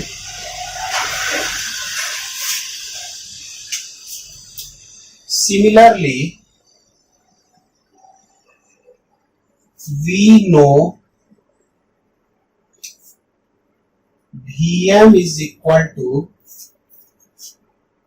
या Im is equal to Vm by R, ये तो हम लोग पढ़ चुके हैं। ठीक है, इसीलिए Im by root 2 is equal to Vm by root 2 into R, यानी कि IRMS is equal to VRMS into R, ऐसे भी लिख सकते हैं हम लोग। तो RMS के टर्म में या I is equal to VR, ठीक है, इस फॉर्म में भी लिख सकते हैं। आई आरएमएस भी लिखते थे, आई भी लिखते थे, आरएमएस लिखे थे रूट मीन स्क्वायर, आई या इफेक्टिव करंट, ठीक है।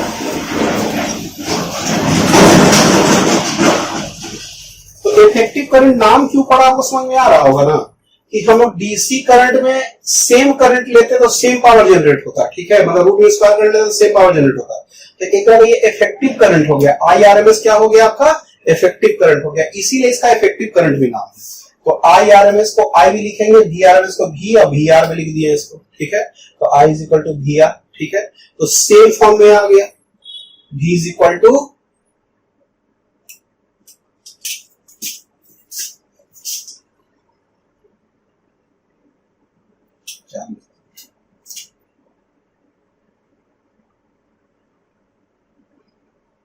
We R M S by are.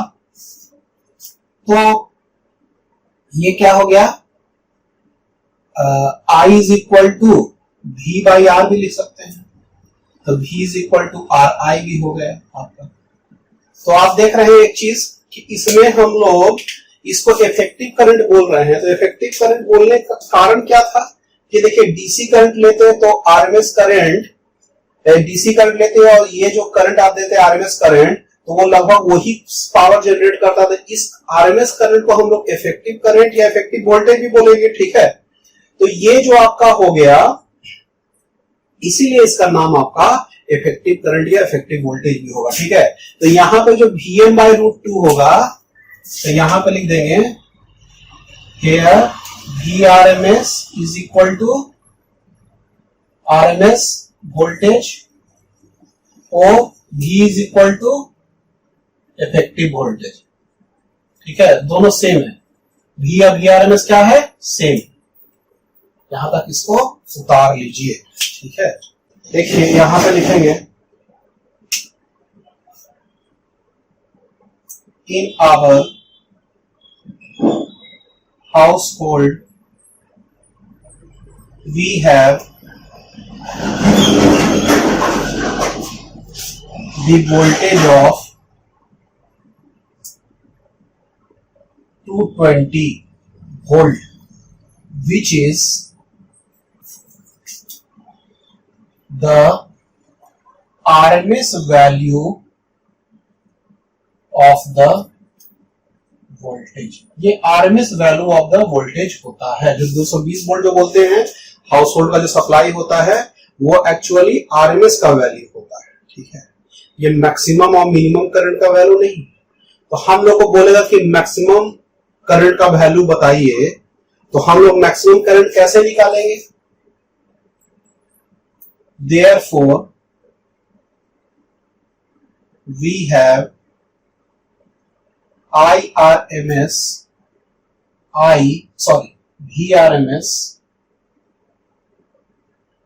is equal to V is equal to 220 volt, ठीक है। ये भी और ये भी कंफ्यूज मतलब ये वोल्ट है, ठीक है। तो ये जो आपका है 220 वोल्ट हो गया आपका। अब हमको क्या करने का है, here V is equal to Vm by root 2, where V is equal to Vrms and Vm is equal to maximum value of voltage, maximum value of voltage, ठीक है। इसीलिए Vm is equal to root 2 into V, ये 1.414 into 220, ठीक है। इसलिए इसका value 311 volt हो गया। यानी कि जो मैक्सिमम वैल्यू है वोल्टेज का वो 311 वोल्ट आ रहा है, ठीक है। तो इसका वैल्यू प्लस 311 और माइनस 311 के बीच में फ्लक्चुएट कर रहा है, ठीक है। चलिए इसको उतारिए। तो ये 311 वोल्ट हो गया आपका। अब मेरे पास एक लाइन खाली और लिखेंगे यहां पर। So the average power of AC current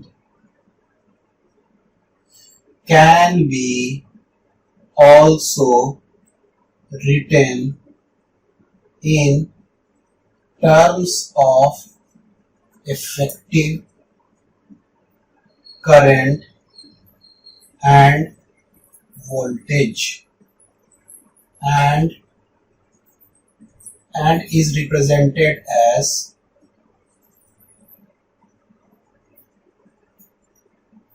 P is equal to I square R V square by R या V I.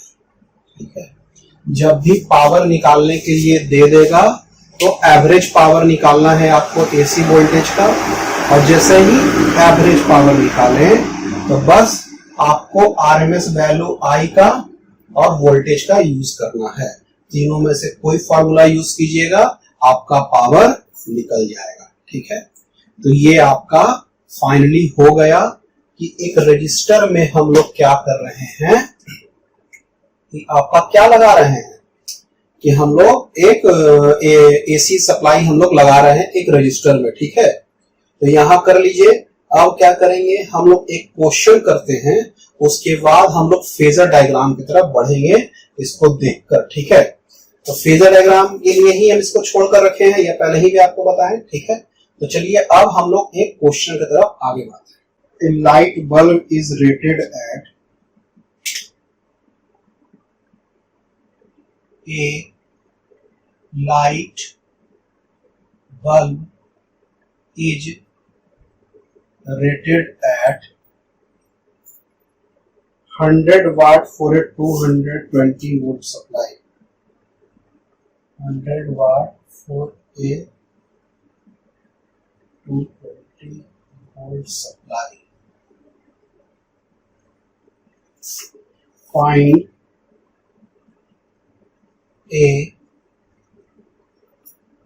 resistance of the bulb. The resistance of the bulb. B, the peak voltage of the source. The peak voltage of the source. Or C, the RMS current through the bulb. The RMS current through the bulb. ठीक है,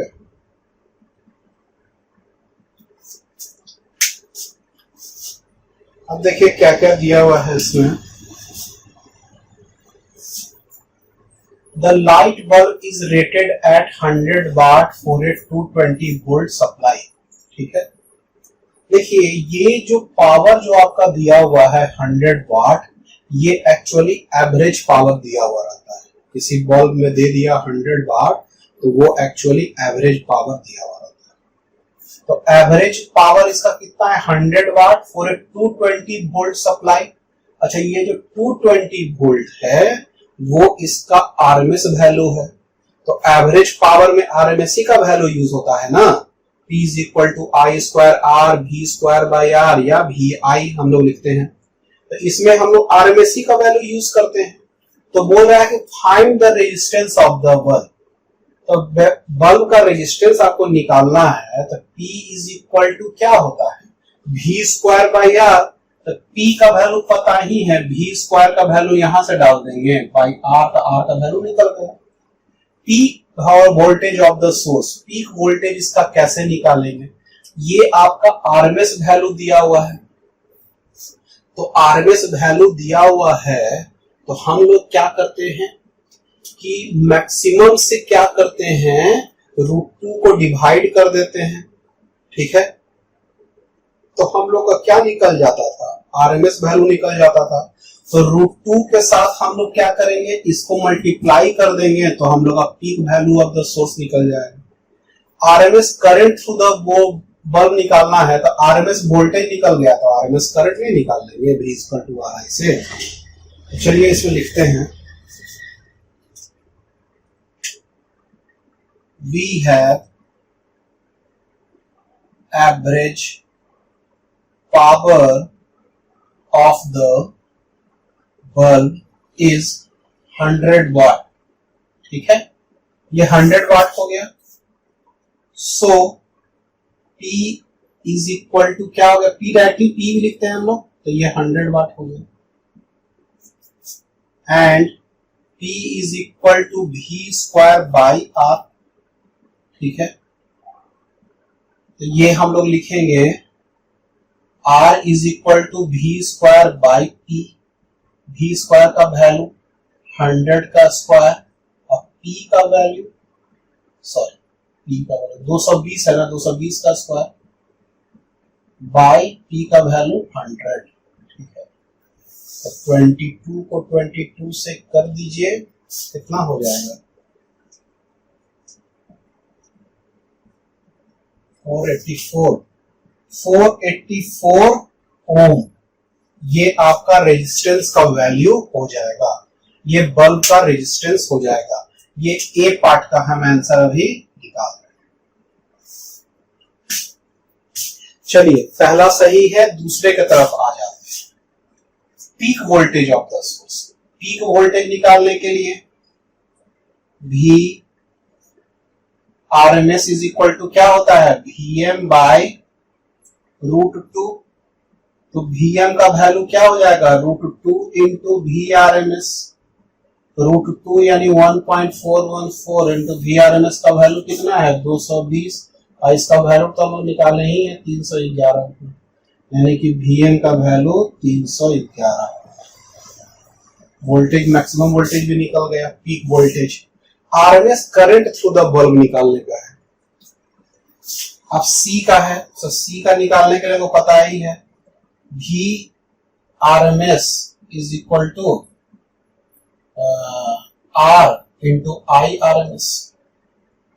तो I RMS का वैल्यू निकालने के लिए V RMS by R, 311 by 484, इसका value इसका निकाला जाए कितना है। V RMS का वैल्यू कितना है आपका, V RMS का वैल्यू आपका 220, और बाई रेजिस्टेंस का वैल्यू कितना है 484। चलिए इसको डिवाइड किया जाए।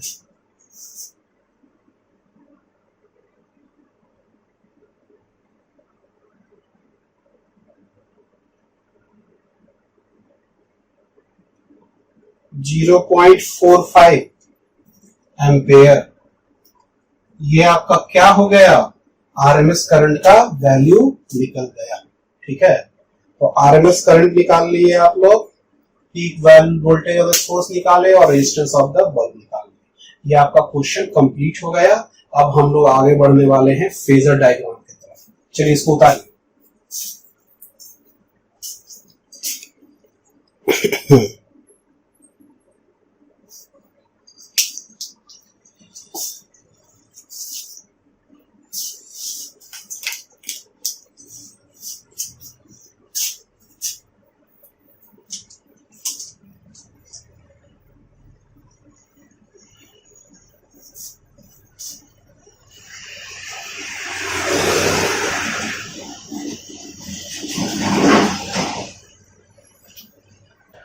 चलिए अब टॉपिक पे आ जाते हैं।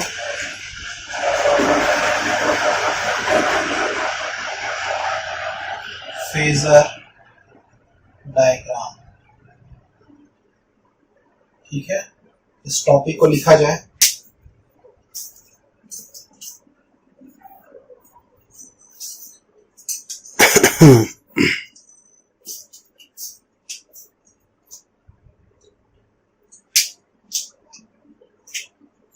The voltage and current in the circuit is represented as a rotating vector which is called as phasor diagram.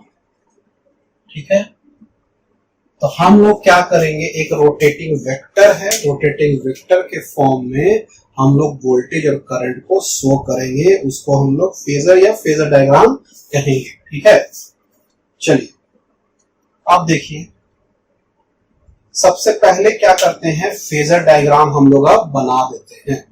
ठीक है, उसके बाद उसके बारे में लिखेंगे। बस अभी तो इतना समझ में आ गया है कि रोटेटिंग वेक्टर है। ठीक है, तो चलिए सबसे पहले फिगर बनाया जाए फेजर डायग्राम।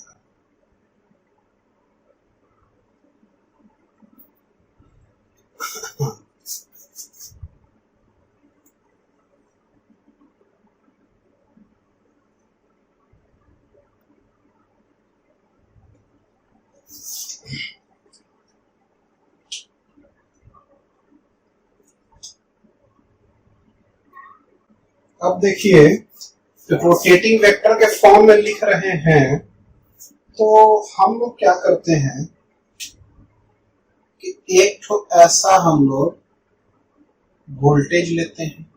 ठीक है, ये आपका हो गया V मान लीजिए। ठीक है, तो ये जो V होगा फेजर हो गया, और फेजर का जो वैल्यू होगा, फेजर का जो मैग्नीट्यूड होगा, वो उसके मैक्सिमम वैल्यू के बराबर होगा। वोल्टेज का मैक्सिमम वैल्यू Vm होता है। ठीक है, तो इसको Vm भी लिख सकते हैं। ठीक है, अच्छा, और जो करंट होगा, अच्छा ये फेजर डायग्राम, यहां जो फेजर डायग्राम लिखे हैं ना,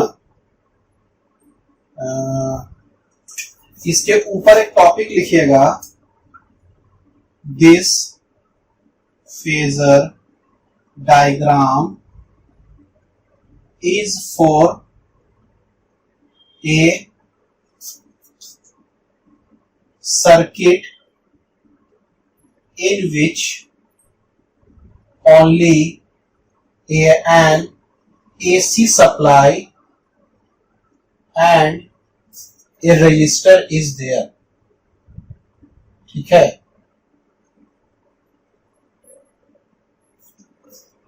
तो ये जो Vm हो गया आपका, अब देखिए ये Vm आपका हो गया। अब हम क्या करेंगे, एक हम लोग यहां से यहां तक का जो करंट है उसको अलग अलग से, ये हो जाएगा आपका Im,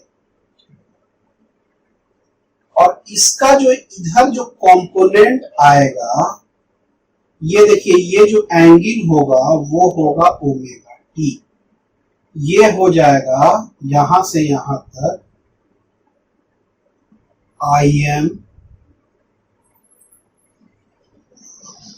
ऐसे लिखते हैं Im साइन ओमेगा टी, और इसका जो वैल्यू होगा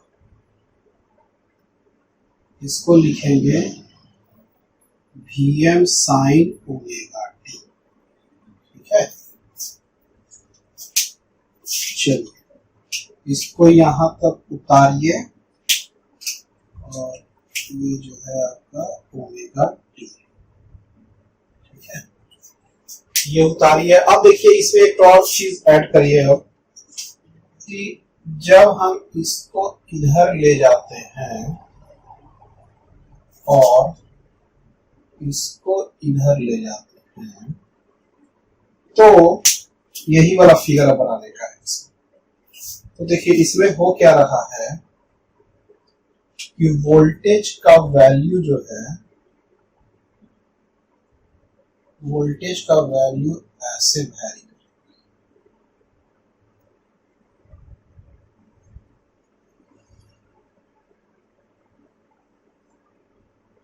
ठीक है, देखिए ये जो यहां से यहां तक वैल्यू है, वो यहां पे कहीं पे वैल्यू आ रहा है।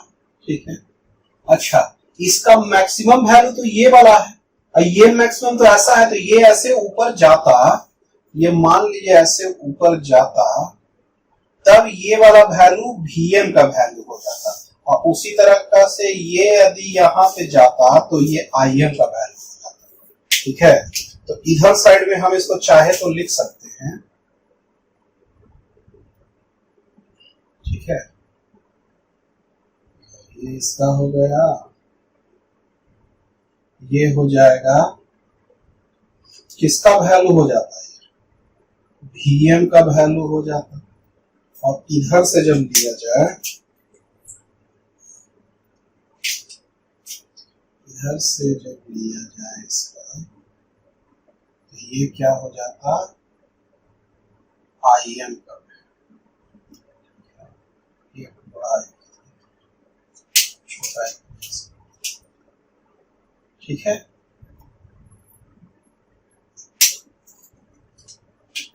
समझ में बात आ रहा होगा आपको, कंफ्यूजन नहीं ना है, ठीक है। अभी किसी को कंफ्यूजन है तो ये वाला जो ऐसे किए हैं उसको मिटा दीजिए, ये वाला पार्ट मिटा सकते हैं, ठीक है। अब ये समझिए, तो अभी के लिए हम इसको मिटा ही देते हैं, ठीक है। अभी के लिए कंफ्यूजन बस समझिए कि ये जो Vm का जो वैल्यू होगा, इसको अभी समझना है। Vm का वैल्यू यहां से यहां तक वाला है, तो यहां से यहां तक वाला वैल्यू कब आएगा, जब ये वाला जो पार्ट यहां से ऐसे बराबर होगा, ठीक है। तो ये वाला पार्ट हम मिटा रहे हैं इसको, ठीक है, इसको समझिएगा।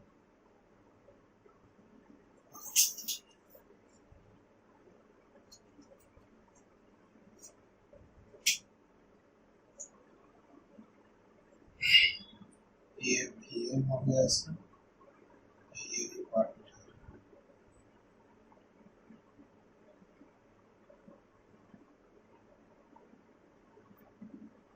समझाने के लिए खाली आपको बताए थे, ये समझ में आ रहा होगा आपको क्या कह रहे हैं हम।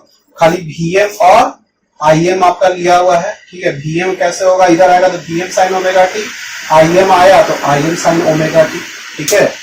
इसको कभी कंफ्यूज नहीं करना है कि ये वाला पार्ट इसको क्यों नहीं टच किया, ये वाला मैक्सिमम वैल्यू है, ये क्या है आपका मैक्सिमम वैल्यू है, ठीक है। ये Im का वैल्यू हो गया, यहां से यहां आपका क्या हो गया Im का वैल्यू, और ये जो यहां से क्या होगा, यहां से Vm sin ओमेगा टी, ये जो यहां पे ले रहे हैं किसी पॉइंट पे मैक्सिमम में तो ले रहे हैं, यहां पे जो ले रहे हैं तो ये क्या हो जाएगा Vm sin ओमेगा टी, जो आ रहा है Vm sin ओमेगा टी, ठीक है। ये वाला पॉइंट यहां पे था इसका, तो ये वाला पॉइंट ना Vm था, लेकिन ये वाला पॉइंट लेंगे तो Vm sin ओमेगा टी यहां से यहां तक का दूरी हो गया। और करंट जो लेंगे तो उसके लिए भी ग्राफ ऐसा ही होगा, ठीक है। ये भी ऐसा ही होगा ग्राफ, थोड़ा सा होगा,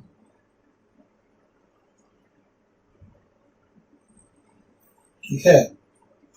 तो ये जो हो जाएगा यहां से यहां तक, यहां से यहां तक, ये क्या हो जाएगा, जो यहां से यहां तक लिए हैं, ये हो जाएगा Im sin, ठीक है।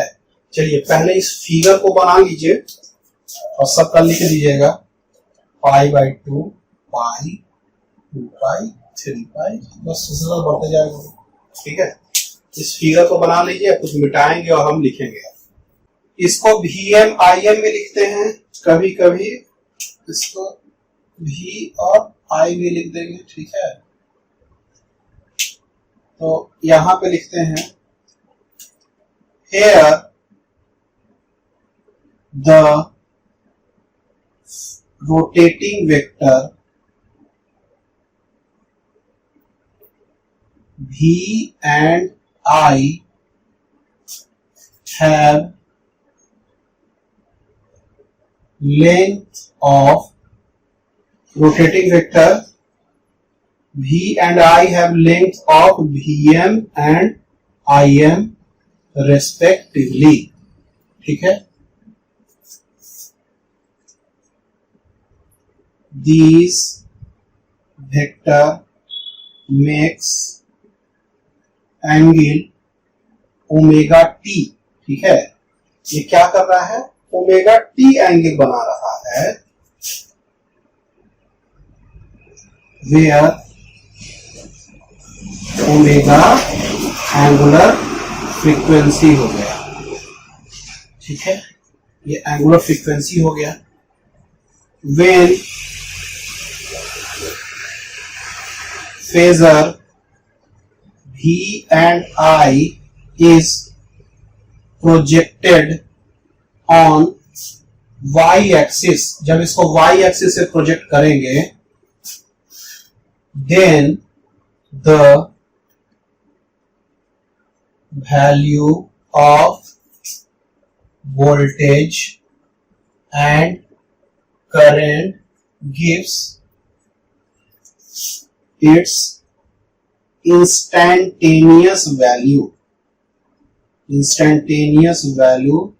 where V is equal to Vm sin omega t और I is equal to Im sin omega t. Here we have seen that there is no angle between the phasor diagram of voltage and current, so it will be called as in phase. उसको हम लोग in phase कहेंगे. ठीक है, समझ में बात आ रहा है? इसको इन फेज में कहेंगे क्या कि एंगल दोनों का सेम है, दोनों में कोई भी फेज का डिफरेंस नहीं है, इसीलिए ये इन फेज हो गया. इसको हमको मैग्नीट्यूड निकालना है ओमेगा टी टाइम पे, तो इसको प्रोजेक्ट करना पड़ेगा वाई एक्सिस पे, और जो लेंथ हो जाएगा वो वोल्टेज और करंट का वो वैल्यू हो जाएगा उस टाइम पर, टी टाइम पर. ठीक है, चलिए इसको उतारिए यहां तक. ये खाली यहां तक लिख दीजिएगा कि ये जो पॉइंट आया ना, ये जो पॉइंट, ये ओमेगा टी पॉइंट है. ये जो ओमेगा टी था, ये ओमेगा टी होगा किसी टाइम पर, तो उसका वैल्यू ये आ रहा है. इसका वैल्यू तो मैक्सिमम आ रहा है, कहीं पे आ रहा है, तो वो आ रहा है कहां पे आ रहा है, ओमेगा टी रेडियन पे आ रहा होगा. ठीक है, चलिए इसको उतार दीजिए.